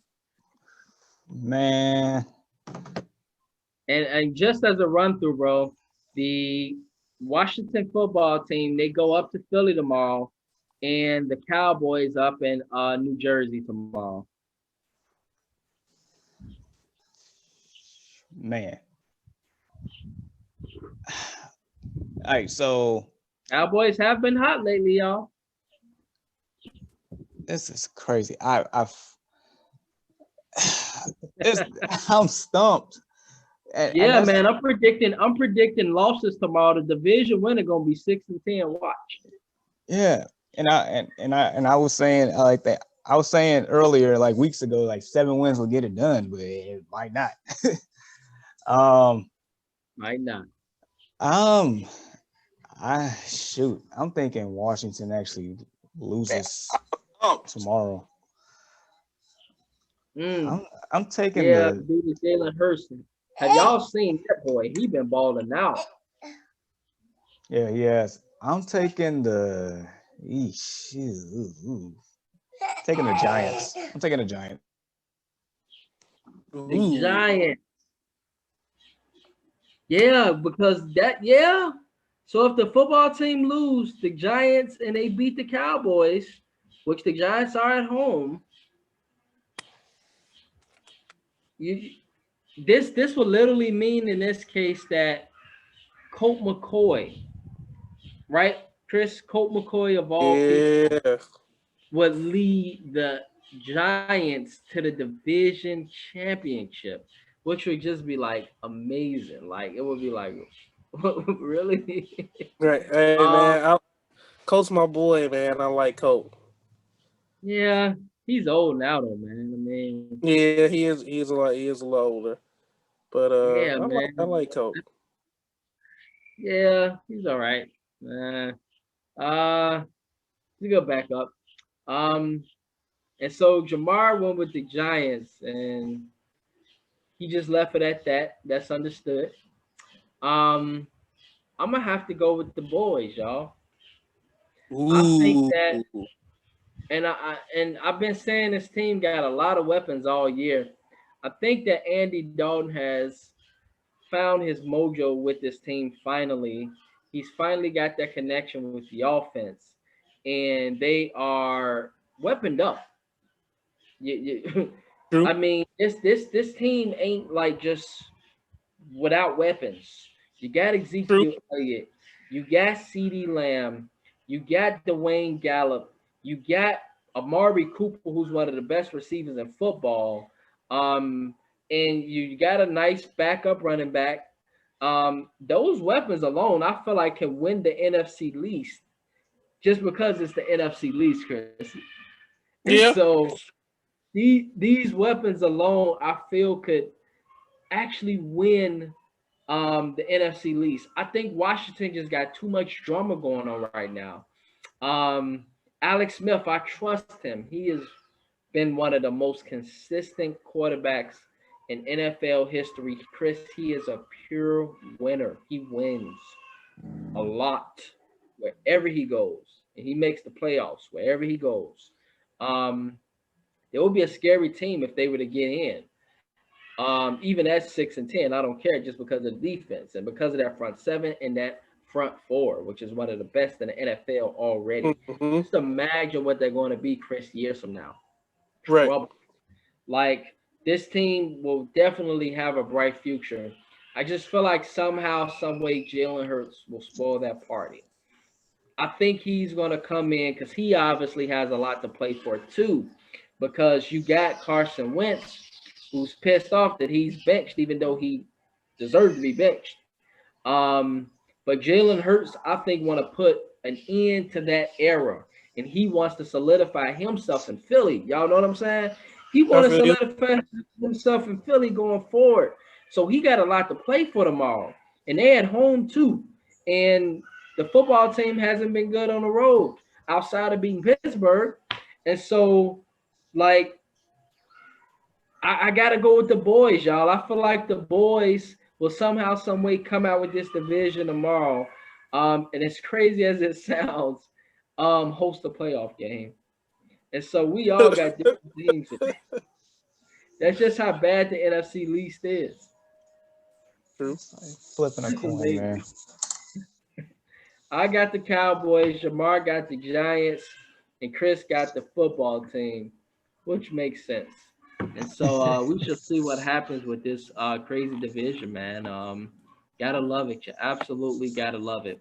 But fellas, before we get into our picks, let's talk a little bit of NBA to kind of wind down from all that NFL talk. And so I guess a few little bones to pick with questions of the NBA season thus far. Um, the Nets stay 3-3. They lost Spencer Dinwiddie. He'll be out for a while. Um, you know, but they still got Kevin Durant and Kyrie Irving. And so I want to ask you, Chris. We see what the Lakers, and we kind of, know in basketball that if you got the superstar, I don't really care about records, especially in the regular season. You do what you got to do to get the right seed and things of that nature, and the superstars from there kind of take you there. Speaking of this superstar Kevin Durant, which we cover quite often on the Early Morning Sports Talk podcast, because he is that dude, we know who he is. Do the Brooklyn Nets and Kevin Durant have enough to win the East and win the whole thing? Absolutely. Mm. He my favorite player. So that's my guy. I'm rolling with my guy. He looked good, man. I think as the season goes on, he just gonna get more comfortable. He gonna continue to get better. I like what they do. I really do. I like what they do. It's working well. They just ran into a Atlanta team two of the same back to back nights, and they was hot. Atlanta was hot, Yeah, man. that could be very well 2-4, man, because they Trey Young was going off on them a couple nights ago. They only beat him by 4, but KD Yeah. and them, they kind of separated themselves and showed why they KD. But they beat them 141, 145, which is a great game. Yeah, that game was crazy. Yeah. I kind of thought that it would go Atlanta's way yesterday, and it did. But I do. I think the East is absolutely wide open, man. You you got a couple of teams in there that got shots, but I feel like Kevin Durant and his experience and Kyrie's experience, with tough games, that they gonna be able to pull it out and make it to the finals. Mm, mm. Okay. I'm gonna go ahead, fellas, and I'm gonna have to spoil the party here, Chris. And I Uh-oh. know, man, it's Saturday morning, and we just brought in the new year. Kevin Durant is indeed that dude, but you just stated something for me, bro. You stated that the East is wide open. Let's go down these teams in the East. So Milwaukee, right? We was persuaded. Ooh, Milwaukee blew out Miami. Oh my God, Milwaukee looks like they that team. They finally got it. Drew Holiday, 26 triple double. But look at Jamar, man. I gotta talk about your Bucks, man, because Miami came right back. The next 2 days, they spanked the Bucks, and so this shows you just how wide open the East is. Miami, man, I'm trying to tell y'all, them boys in Miami, them Tyler Hero kids and them Duncan Robinson boys, they are dangerous.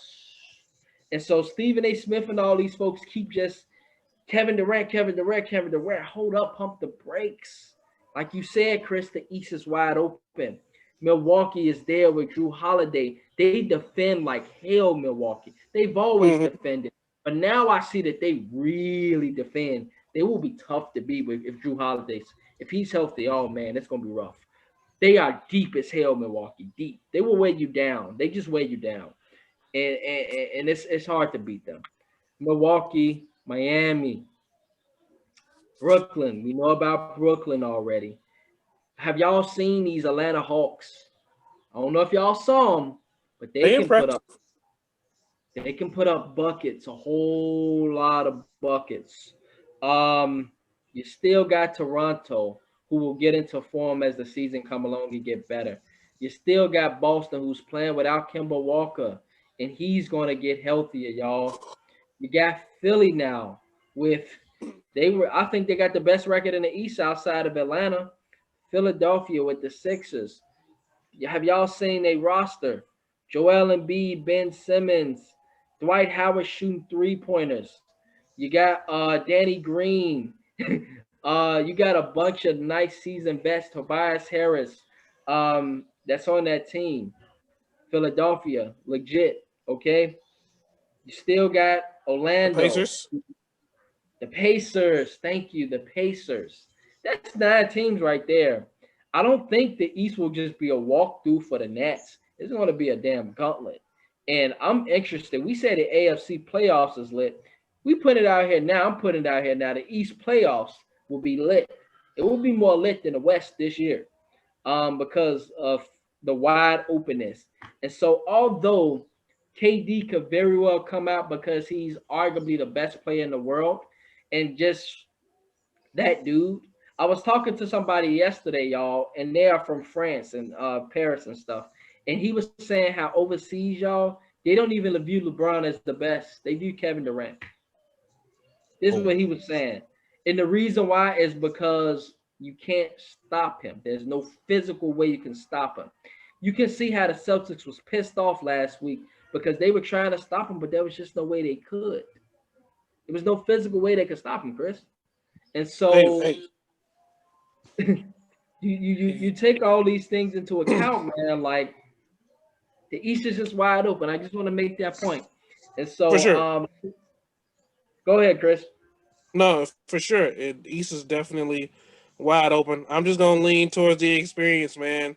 Kyrie been there, hit the big shot. Kevin Durant been there, hit the big shot. You know, when you got so much evenness, I just feel like you got to go with the experience. And them young boys over there, man, they can play. They get Spencer Dinwiddie back, get him healthy. LeVert, keep growing. They gonna be all right, man. I think they can still pull it off. I think they can still pull it off. It ain't gonna be easy, but I think they can still pull it off. Right.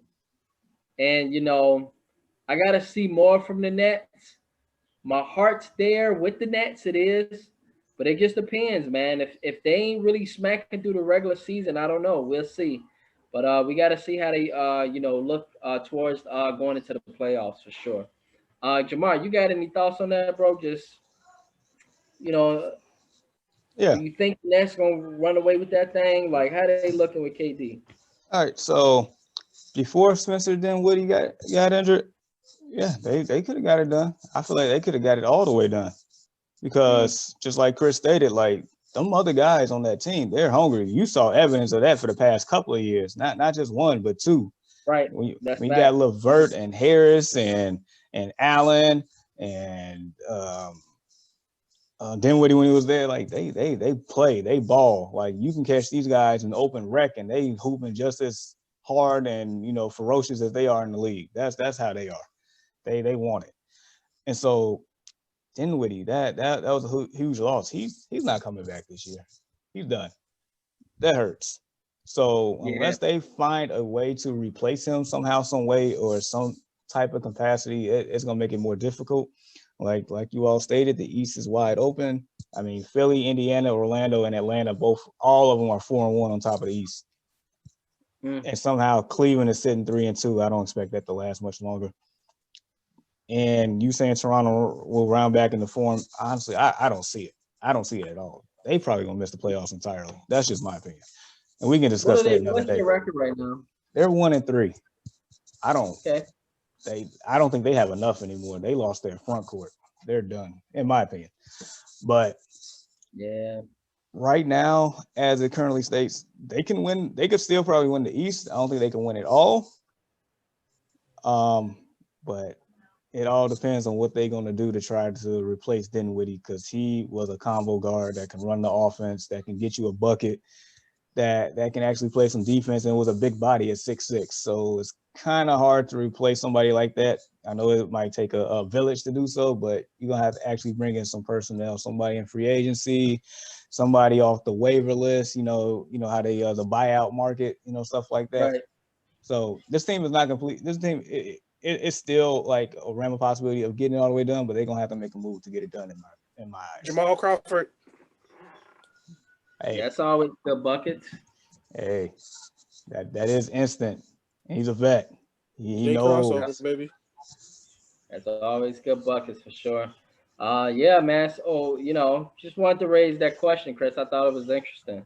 And just quickly, guys, after impressive starts, the Phoenix Suns and Atlanta Hawks look like they can be legitimate threats to not only make the playoffs this season, but be legitimate threats to make some noise. Do y'all agree that both these teams make the playoffs and that they'll be dangerous, if they make playoffs? Phoenix 5-1 as well.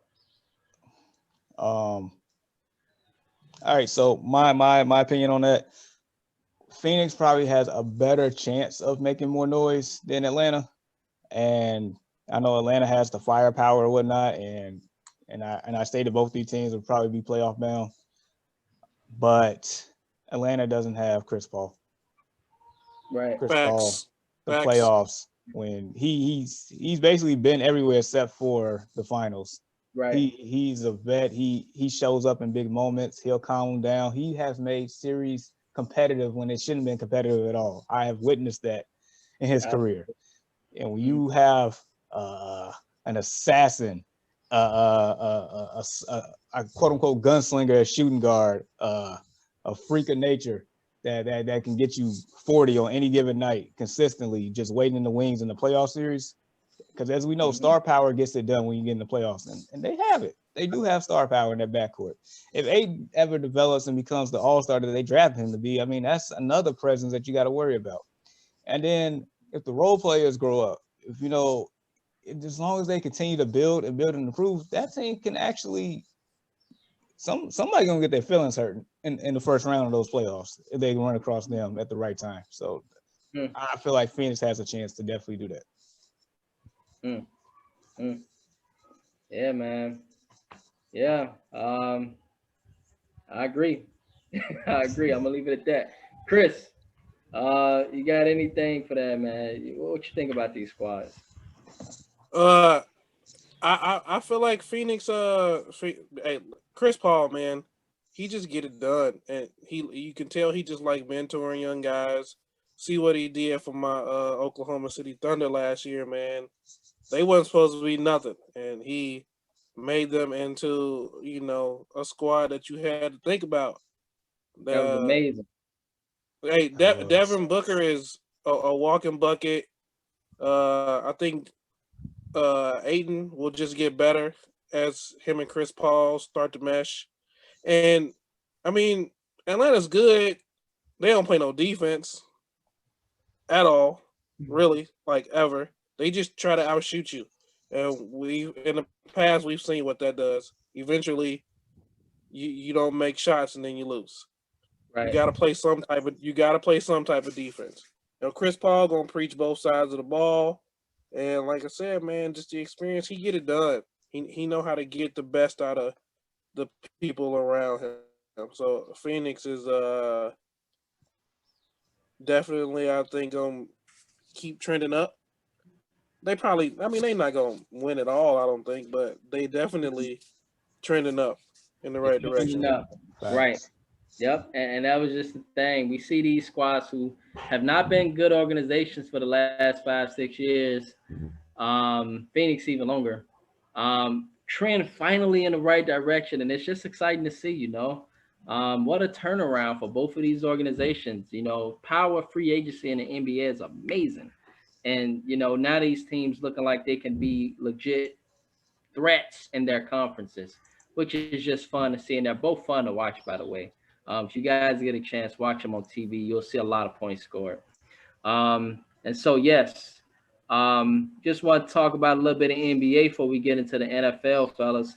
And so, Jamar, do you have the week 17 up? Yes, sir. Let me Cool. give me a second here. I see that Deshaun is watching. And so we got some picks to analyze here, man, for week 17. A lot on the line, a whole lot on the line this past, tomorrow. So it'll be very, very interesting to see, man, these results. All right. Indeed. Thank you, sir, for pulling that up. And Mhm. so, Chris, how would it go is that, I just talk about teams. We all just kind of make our picks and we just kind of go in that order. And so since you're our honorable guest, you'll make your pick. Jamar, the guru, this boy been killing it. He just sees stuff. He'll make his pick and then I'll finish last. And so, in this note, this is how we're going that order. So, Vikings and Lions. So, this means right that the Lions is at home, right? Yep. Jamar. Yeah, Yep. because on my computer, it got Lions and Vikings, but that's just because it's a different overseas stuff. Anyhow, so the Vikings and Lions. That's who we'll begin with. So, Chris, give us your pick. Who you got, bro? Man, I'm gonna go with I'm gonna go with the Lions. They're at home. The Vikings run defense, if I'm not mistaken, it sucks. Oh yeah. It sucks. And that dual threat with Adrian Peterson and Swift, man, I think is gonna give him a little bit of problems. And unfortunately, Delvin Cook lost his parent, and he not gonna be at this game, so that's a big factor. I'm gonna go with the Lions. Yeah, I'm rolling with you because of that unfortunate situation of Dalvin Cook not being there. If he was playing, then I was taking the Vikings. But I mean, at this point, I feel like the Lions, they, I guess, slightly, I don't want to say hungrier, but I feel like they're playing for jobs at this point. So I think they'll get it done. Yeah. I side with you guys. Chris, I did not know that he lost his parent. I thought I His seen father. some Dalvin Cook. I didn't know it was that though. But thank you for that. The Lions, I feel like are a dangerous team at home. They don't have nothing to lose. It's a division game. And Matthew Stafford and those guys, they're all playing for jobs, even Matt Stafford. So Free Matt Stafford. Yeah, but you got to start asking a question in Detroit too, right, y'all? I mean, I know he put up numbers, but a lot of his numbers are garbage numbers. So And it's remind me of comparing it to Kirk Kirk Cousins. Cousins. Yeah, like it's the same type of quarterback, and so he's great. Don't get me wrong, but they don't win. Their best days was with Cardwell, and they let him go. And ever since they let him go, that sink done shipped. That ship done sunk. And so the Lions have not been the same. They've been back to the old bad news Lions. And so but they dangerous every now and then. It's like when you expect them to win, they don't win. But then when you don't expect them to win, Jamar, they win. And so maybe this is a day where we don't expect them to win and they win. So I'm Hey, gonna go with them. this is one of those. The Lions are new year, new me. Exactly. And so they're gonna come out ready. Like you go to the gym for the first 2 weeks. New year, new me. After them 2 weeks, Yep. what happened? So You already know. that's the Detroit Lions. So I think fellas, they pull it out because why not? They have nothing to lose. I mean, whatever. So all right. Falcons and Bucks. This is a dangerous game. Falcons and Bucks. The Lions and Falcons are like similar teams. I swear they are. Um, just curious, Chris, who you got for this one? Ugh, I'm gonna have to roll with that Tom Brady dude. Matt Ryan, I don't trust him. Anybody who can't get the ball to Julio Jones for him to score 10 touchdowns a year at least, you can't trust him. I can't trust that dude, man. Even though Tom Brady look old, they look a lot better. I'm a roll with the Tom Brady Buccaneers. Gotcha, bro. Gotcha. Same with me. I feel like they're gonna make a statement this time around because personally they should have lost the last time they played the Falcons. Yep. In order for the Bucks to, I guess, actually be taken seriously here as far as a playoff team, they should come out here and make a statement so they can keep that momentum going to the first round. Yeah. Falcons always, as y'all know, choke games, have you up by 21. How many leads did they choke by? 4 or 5 leads this season? Easily could have been a playoff team if they kept those leads. But Falcons are the Falcons. And the Buccaneers are hot. They're playing great football. They clearly want to send a message, and they are playing the right football at the right time. Plus, they are pretty darn good at home. I got to roll with the Bucks as well, fellas. Jets and Patriots. Um, yeah, who you got, Chris? Is Cam starting? Do anybody know, or is he benched? No, he will not start. Jason Stidham is getting the last start for the finale. Jets, taking the Jets. Mm. Speaking of the Jets, they hot right now, ain't they? They are hot, and they can't even get tanking right. They gonna make it even worse, and they gonna win again.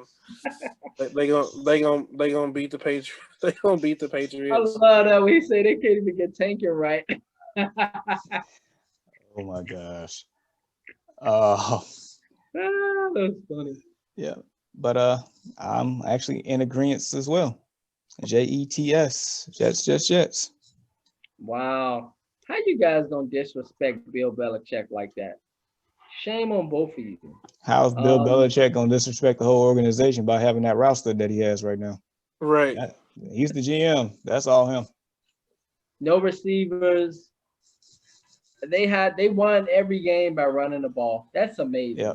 And I would never put the ones that opted out for COVID as a reason. That's a whole nother thing. But everybody else that's there, yeah, that's all his fault. Yep. For most of the season, y'all, Cam Newton led the league among quarterbacks in rushing touchdowns. That's how they won their games. And so right now the Patriots are reeling and they're starting Jason Stidham. They are at home, don't get me wrong, but the Jets are playing better football right now. They can't get tanking right. They don't want to tank. They want to be taken serious. Jets, Jets. Rolling with you. Dolphins, Bills, Chris. Bills, Josh Allen. In my opinion, Josh Allen is the MVP. I wholeheartedly believe that he the MVP of the league this year. He has been incredible, man. People thought that him and Stephen Diggs wasn't going to be able to work it out, and they just putting everybody on notice. Putting everybody on notice, man. I'm rolling with the Bills. Like I said, Josh Allen, he got it going right now. MVP of the league for me. That's a strong statement, man, over A-Rod and Mahomes. Jamar, who you got? Yeah, my heart wants Miami to win, but Buffalo still got something to play for. So with that being said, Bill's gonna win this game. Hashtag Bills Mafia. Yeah, the Dolphins, man, they can't seem to make up their mind with their quarterback. And like you say, Chris, this could very well end up costing them. Especially if you're playing against the Bills up in Buffalo. And if it's snowing, that's even worse. Ooh. That's all Tua. No Fitz magic tomorrow. COVID. Okay. Yeah, he's out with COVID. Okay, and Tua, y'all know what? I gotta go with the Dolphins, y'all. This will be a hell of a football game. Two great football teams. And in a way, I won't say they evenly matched, but they both got strong defenses.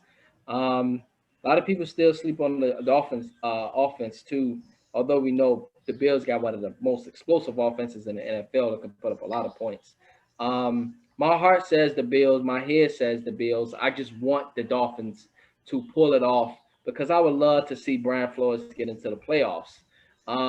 Especially just it would be a great story to see that turnaround, y'all, from being laughed at, him talking about being fired in his first few weeks because of how they were getting stumped at the beginning of the season. Had they made that improvement last year at the end of the season, you began to see like, okay, this might be a really good football team going forward.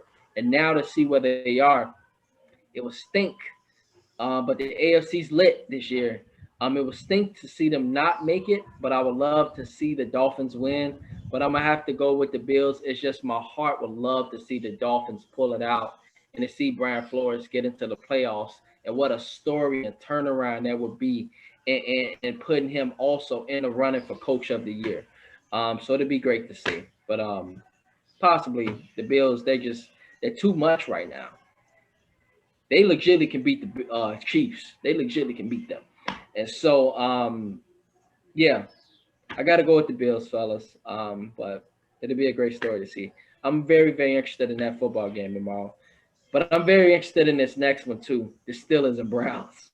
Because what a story this would be. Oh, my God, what a story this would be if the Browns lose. Oh, my God, it's going to blow up. And so, Chris, who you got for this one, man? Man, I just my heart wants the Browns to bring it home, man. I've been rooting for them, silently for the past couple of years, hoping they, make the playoffs and get over this hump. Them fans been through enough, man. They done been through enough. I'm gonna roll with the Browns. I think Baker has matured, like Jamar said. He gonna be better than he was last week. That run game is fierce. That dual threat run game they got over there, them dual threat running backs. I think they're gonna bring it home. No Big Ben is big. Uh, gonna be real big, and that Cleveland defense, man, I think they got a little bit of something to prove. So I'm gonna go with the Browns. Mm. Yeah. Yeah. Cleveland's winning this game. Pittsburgh gave it to them on the silver platter, and if for whatever strange reason, if Cleveland don't get it done, they don't make the playoffs. Everything that you want and said, Brandon, will definitely come to life. So, but Dog Pound is definitely taking this game. There's no excuse, no reason whatsoever they should lose this game to Mason Rudolph. And they Browns actually made Myles Garrett a captain, so he will be out on the field for coin toss. So I don't expect another helmet action here, but I expect them to definitely destroy him. Hashtag Dog Pound. Yeah, fellas. Very good analysis there, but I always have an upset pick, and so that upset pick this week will be not the Steelers and Browns. I'm gonna get to that later. Gotcha. I'm gonna go with the Browns. There's no reason they should lose to Mason Rudolph. But don't get me wrong, y'all. He had this team as a good football team that if we had 7 seeds last year, the Steelers would have gotten the playoffs. Um, and so, the Steelers, uh, they are a very good football team, and I think y'all they will give the Browns a run for their money. I don't think the Browns will run over them, Jamar, because of all the other pieces that they have that'll likely be playing them all for at least 3/4 of the game. So do those Steelers win? They make it an interesting. They make it a fight. They make you worry probably for a few minutes or maybe a first half of the game, and then the Browns maybe should go ahead and run this team over with their backs. They're just too good. Those backs, they're too special. So I'm gonna roll with you guys. Hashtag Dog Pound. Cowboys and Giants, NFC least. Somebody got to win this division, y'all.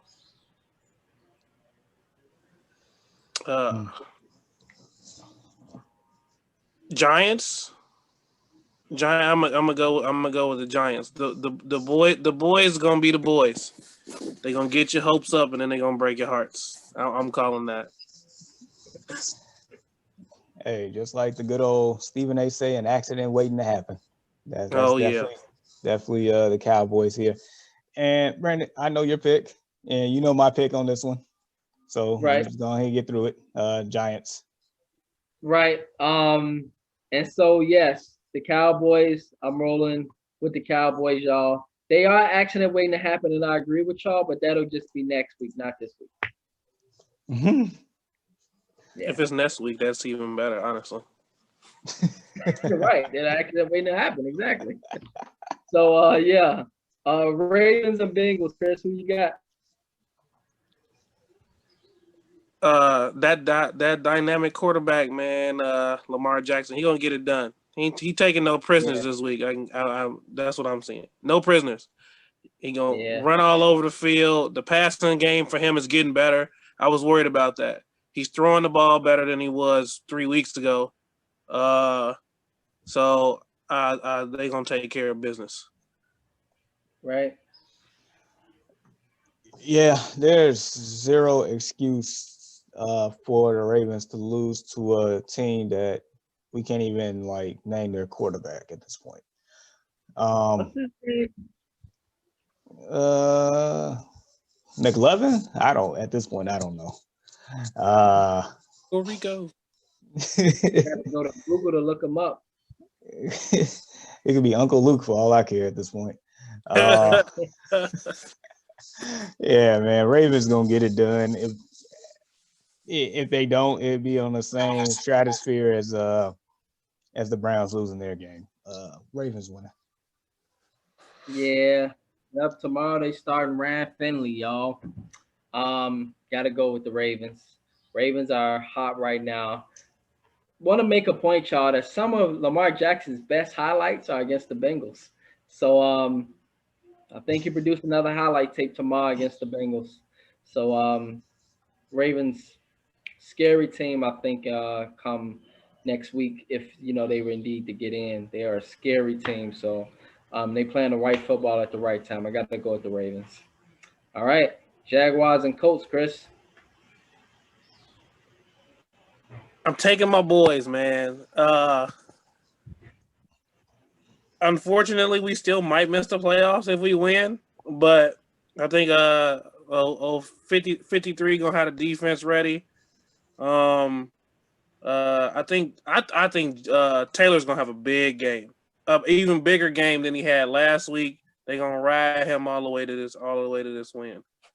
Keep the ball out of keep Phillip from making that big giant mistake that hurt you at the end of the game. Get a ball to Jason Taylor and let him do what he do. All right. Colts. They're gonna rely on the running game, like you just said, but even still, Jags have nothing to play for. Colts have all the motivation in the world. Colts gonna get it done in a nice fashion. Yeah, I agree, y'all. Run the ball against the Jaguars. Wear them down. They are not even playing starters tomorrow. So maybe they come as surprise, but I don't think so. The Colts take care of business at home. Titans, Texans. What you got for this one, Chris? I feel like I gotta go with the Titans, man. I want them to lose. Obviously, of course, I want them to lose. But Deshaun Watson ain't got nobody to throw the ball to, man. He got nobody to throw the ball to. Derrick Henry just runs people over. They not gonna want to tackle him tomorrow. He gonna do what he do, and they gonna come out with the win. Gotcha. I know I made a case for Houston winning this game, which I can see it happening, but I also know that monster amongst men is going to probably go for the rushing title and just kill him by himself. So I got the Titans. Yeah, I'm gonna go with the Titans too, fellas. Will be an exciting game, I think.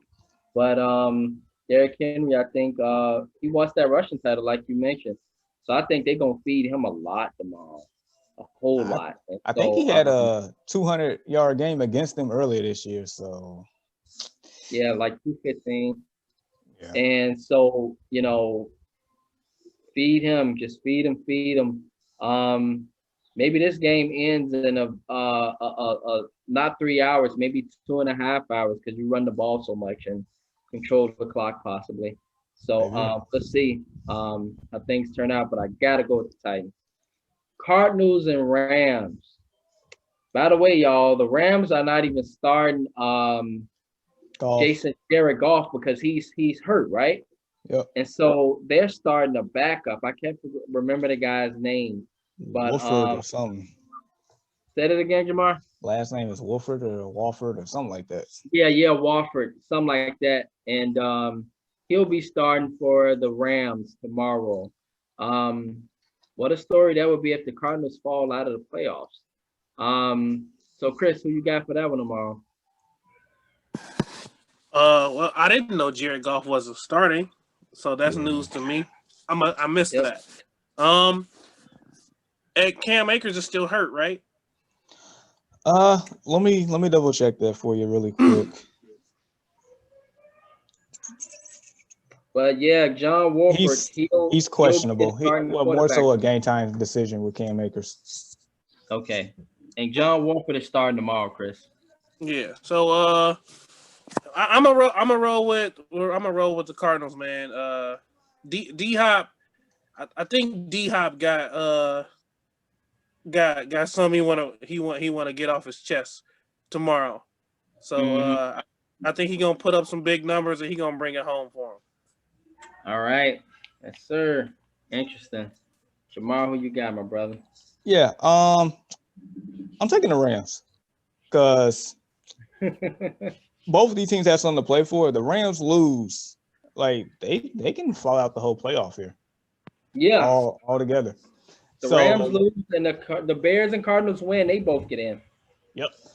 I feel like that defense is going to keep them in this game, and I feel like the Cardinals defense is middle of the pack, so they can definitely be thrown on and ran on. I feel like they're not going to put too much on this backup's plate. They're going to definitely plan accordingly. Defense definitely going to hold it down for them. Jalen Ramsey is going to be an interesting matchup against Nuke, or Nuck, whatever you want to call him. So I'm taking the Rams. Yep. Yeah, interesting, Jamar. I'm gonna go with the Cards. And my reason is because of John Wolford. I know nothing about him. I've never seen him play. Cardinals are playing for a lot. I at least know that this team can be explosive. I at least know that Kyler Murray can do a lot when he gets going, and that they do have one of the better receivers in football, complemented with a pretty decent defense. So I'm gonna have to go with the Cardinals tomorrow on this one. Saints and Panthers. Really quick. Go ahead, Mark. You all continue on. I'll be back in a couple of minutes. Okay. Saints and Panthers, Chris. Who you got, bro? Saints. They still playing for something, right? Number 1 seed or something like that, maybe. I think so. Yeah. It's a big game for them. Even with Alvin Kamara not playing, Murray has been great for them. He has been huge. I think he's gonna have a big game tomorrow, and they're gonna come out on top against the Panthers. Yeah. I stand in agreement with you. We're gonna save the Bears and Packers until Jamar's back. But the Saints and Panthers, I think yes. But our boy Murray has a big game. But guess who else has a big game tomorrow? I think Taysom Hill. He'll take the place of Alvin Kamara in those goal line situations. You know that boy can run the ball. He's a hard runner. He's athletic. He can do so much with the football just alone. And so I think this is a game where you let him loose. And Yeah. so for that reason, yes, I think if you're talking a fantasy game tomorrow, you need to be looking. I mean, he's always on plenty of people's teams, but tomorrow I think is a big, big game for him to have tomorrow. He'll have it. Yeah. So yeah. All I'm right. upset. Let's I'm in my go fantasy ahead. champ. I'm in my fantasy championship, and they still haven't changed him back to a tight end, so I can't use him because he's not just a Uh-huh. quarterback anymore. I was using him as a tight end, man, and he was giving me Uh-huh. points. And they Right. still like one day after he was a quarterback, they changed him to strictly a quarterback. But it's been like 2 games, and they still haven't changed him back to tight end. I need that to bring it up. Wow. Yeah, man. Taysom Hill tearing people's fantasies up. Yeah, Yeah, tearing the fantasy league up because he's just that great of a player. So yeah, interesting stuff, man. And good luck on that championship this weekend. Pull it out, thank hopefully, man. you. Yes, sir. Yes, sir. Chargers and Chiefs. Who you got for this one? I think it's gonna be kind of a shootout, but when you got the biggest gun, in the shootout, most likely you win. I'm gonna go with the Chiefs. Oh, Patty Mahomes, the biggest gun on the field always. Mm-hmm. Yeah. But then again, I don't really know if he plays tomorrow, Chris, because they have home field advantage locked up already. True. And if he do play, he play probably for a little bit. So you still gonna go with the Chiefs? Yeah. I'm gonna still go with the Chiefs. I think they'll get it done. Mm-hmm. I know the Chargers a little bit beat up too, man. Keenan Allen has been nursing an injury. I like that rookie quarterback. I got him starting actually Oh tomorrow, man, he's a championship baller. game. Herbert, yeah, Herbert's been great, but I think that the Chiefs still bring it home. Some last second type stuff, especially if Pat don't play. Some last second type stuff still. Yeah, it's a good one. But I think, man, Justin Herbert probably get you the championship tomorrow, man. And the reason why is because the Chiefs will be resting a lot of their players. And so, what great game for a rookie to finish his season off. What great opportunity for Anthony Lynn to begin at least making the question of do we keep him next season and let him and Justin Herbert begin to build things for the future. Yeah, Um, Chargers, I'm sure want to, definitely beat the Chiefs. But then the Chiefs, as stated, they're resting a lot of players. And so for that reason, man, I think the Chargers pull it out, not because of Anthony Lynn nor because of Justin Herbert, but because the Chiefs are going to be resting their players. And bet. so for that reason, yeah, I think the Chargers pull it out, man. No, I feel you on that for sure. Yeah. The Hawks and the Niners. That should be a good one, even though the Hawks got at least an outside chance, right, to get that first round bye. So they definitely have something to play for. So who you got for this one, bro? I bet on the 49ers 2 weeks in a row, and 2 weeks in a row they let me down. Even though Russell hasn't been the greatest of past month, he's still coming out and finding wins. I think he just continues to find a way to win, even when he ain't at his best. I'm gonna go with the Seahawks.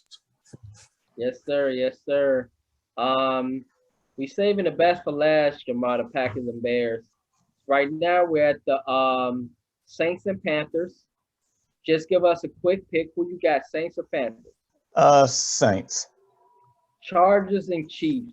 Patty Mahomes, I don't think he'll play tomorrow because they have stuff wrapped up. Right, yeah, him, Reek, a couple of other people. Chargers. Okay. And right now we're at the Hawks and Niners. So Chris made his pick. Who you got for that one? Seattle, they definitely have something to play for here. They can mess around and get the 1 seed if if dominoes fall the right way. All right. Let Russ cook. Sound like we got some further predictions down the road then. All I gotta agree with you guys. I like the Hawks tomorrow. Niners still finding their identity. It'll be a good game.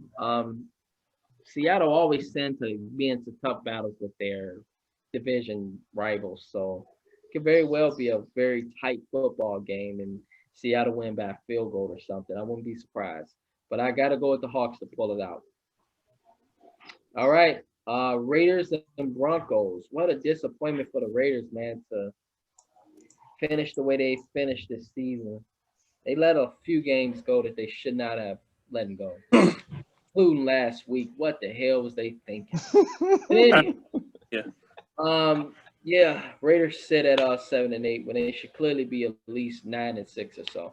They should be in a discussion.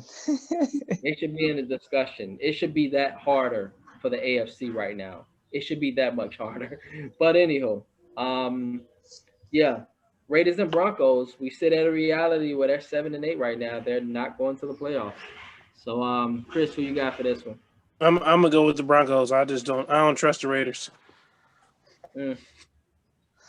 Yeah, they both trash. I'll take jeez, Broncos. Well, guys, I'm gonna go with the Raiders. I like the Raiders to finish strong. I think they're not as bad as the football team as we think they are. They just find ways to kind of choke football games. At least they have in this final quarter of the season. And so with that being said, yeah, I think the Raiders just got something to prove, y'all. They want to finish at least at 8-8, at least with some type of integrity. So, what better opponent than the Broncos, right? So I got to take the Raiders. Washington football team and the Eagles. Who pulled this one out tomorrow, Chris? I'm rolling with the Washington football team. I picked them to win the division. I like their defense. They got a up and coming wide receiver man who does his thing. I like their running back. Especially if Alex Smith's gonna play, man, I think they're gonna pull it out. I like Jalen Hurts. I like what he's doing. I think it's a big game for him, like you said earlier. But I think I think Jalen Hurts can have a good game and solidify his future, as even if they lose, if it's close. So close game, Washington wins. Jalen Hurts still proves he can still play in the NFL. Mm-hmm. I can see that. I can definitely see that. I mean, honestly, with these NFC lease games, I mean, I feel like they're all coin flips. They are. All coin flips. And it depends on how the wind blows, Jamar. That's it. I mean, honestly, you're probably right. I mean, I have to pick the Eagles by default because I'm picking the Giants to win this division. But I mean, I wouldn't be surprised if the football team, wins. But Jalen Hurts definitely has, a lot to play for as amongst a lot of those players. You won't see Alshon probably back next year or Zach Ertz. So I mean, it is what it is. Right.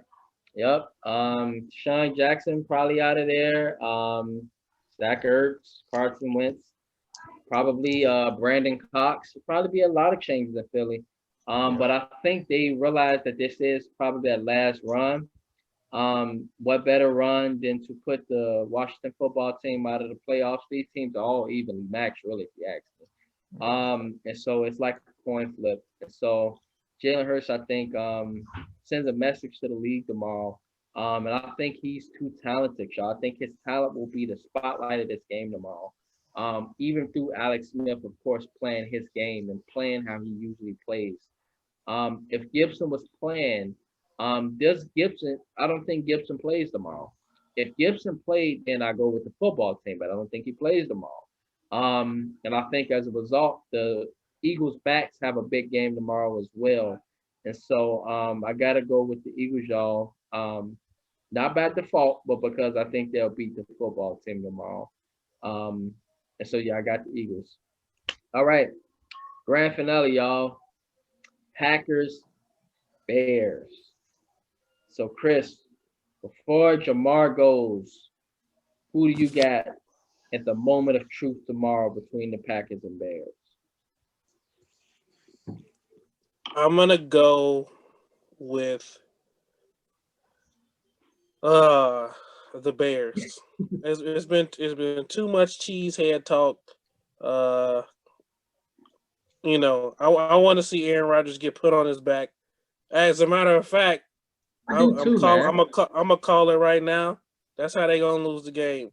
What's that guy name that y'all got from the Raiders? That he's named. You talking about the Mac Daddy? He that's Yeah, the Mac Daddy. dangerous man. I'm calling it right now. Khalil Mack, sack strip, touchdown, Bears win. Ooh. Wow. Ooh. Ooh, you're making me feel good, man. You're making me feel really good.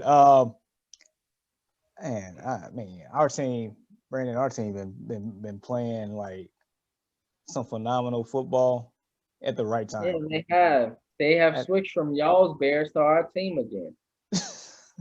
I'm gonna get on you on that one later on, but I mean, we've been playing so good. But if I was to bet my last dollar, I can't do it until I see it. I can't do it. I just can't. I'm picking that Wisconsin team, and I'm hoping we get it. And that's why I picked the Rams earlier, because we'll get in because the Rams gonna win. Oh my gosh, it's hard for me to say that, but that's what my brain thinks. My heart definitely thinks the other way, but my brain's saying Packers gonna win because they have something to play for. Right. All right. Yeah. And Jamar, I side with you, man. It's usually hard for me, y'all, to pick against the Bears. But generally, when I pick against the Bears, they lose. And when I watch them, they lose. And tomorrow, I plan to watch them. Every game I seem to not watch, they win. I don't know. Is it just me or what? But somebody else just told me that the other day, and then let me know it just wasn't me. And so, yeah, the Bears, they are playing the right football, but the Packers, man, y'all see the numbers by this man, Aaron Rodgers, for the season, his quarterback rating. The fact that Davante Adams, y'all, he could very well, or likely will very well, take this Offensive Player of the Year award from a quarterback. If Aaron Rodgers wins the MVP, then Davante Adams could probably end up taking that award from Derrick Henry and being the Offensive Player of the Year. 17 touchdowns, y'all. 17. And just balling out of control. MVS, Aaron Jones. Who is this guy, Scaling? Or what is this running back, man, that's running people over for the Packers? AJ I don't know Dillon? his name. CJ Dillon? The second round CJ pick? Dillon. AJ. Looking like a monster truck out there. The Bears, they are running with Montgomery.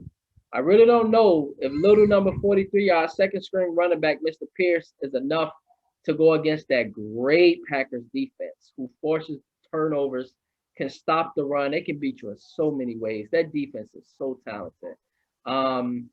Bears, man, I love you. But I don't know if we get in by beating the Packers. I think this team is just too good. And for me, y'all, is a very legit threat to win the NFC, especially if you got to go through the frozen tundra. And so I got to take the Packers, even though my heart is with the Bears. Let's go Rams. Let's go Rams. I'll leave it at that. And so, yeah. Yep. That is that, fellas. Just curious, guys, on as we close today's session of the Early Morning Sports Talk podcast, which was a long one. We had a lot to cover today. Any final thoughts, fellas? So I'll begin with you, Chris. Say that again. It was a little breakup. Oh, I was just saying, as we close this morning's session of the Early Morning Sports Talk podcast, just want to see if you got any final thoughts or shout outs to close out this morning. Well, first of all, thank y'all for having me. I enjoyed this morning, and it was a lot of fun. Go Colts. Go Colts. Go Colts. That's pretty much all I got, man. Happy New Year to everybody. Enjoy 2021. Hold your future in your own hands and make it happen, man. Other than that, that's all I got. Yes, sir. Facts, facts, facts, man. Appreciate that. Jamar, Mr. Goodman, any final thoughts, man? Yeah, so you know, we made it through 2020, which definitely was a year to remember, good and bad. But just keep your heads high. We're still in this together. Lean on family and friends if you feel a little down and out. But this is a new year. I'm not gonna hit you with the new year, new me BS. I'm not with that. But just know, I feel like we're turning the page here. So with all that being said, even though I picked the Packers, but bear down. Let's see what we can do tomorrow. Yes, sir. Yeah. Thanks, Chris, for joining us, man. Jamar, appreciate you, man. Happy New Year, both of you fellas. Happy New Year to you and yours. Happy New Year, world, to you and yours. Yeah, go Bears, bear down. Everyone be safe, put the guns down, and show love to one another. Looking forward to all these games tomorrow. Tomorrow will be lit. And I'm just looking forward to the scenarios. Cleveland, do not lose that game. Do not lose that game. Lamar Jackson, take care of business. Don't lose to the Bengals. And the Bears, do your best, man.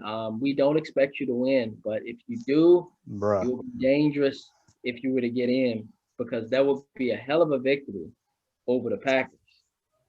I tell you And what, so, if they win, Mitch will become a hero. He will become a hero in this city. yeah, absolutely, man. His status will be elevated. He won't be booed at Bulls games anymore. So, yes, with that said, man, much love, everybody. Y'all be blessed. Have a great weekend. Thank you all for your comments, everyone for tuning in. Please hit subscribe, like the page. You can find us on YouTube, Spotify, Facebook as the Early Morning Sports Talk Podcast, as well as on Apple Podcasts, or either on our Facebook pages. In this case, Chris Ford, Jamar Goodman, myself, Brandon Price. And everyone, take care. Have a wonderful, wonderful weekend, and enjoy as we all bring in this new year together. Peace and blessings. And lastly, just really quick, when you subscribe, go ahead and hit that notification bell so you know when we're going live. Yes, sir. Thank you for that. All right, no problem. Take care. Word. Take care, everyone. Peace. Everybody have a good one. Peace. Yes, sir.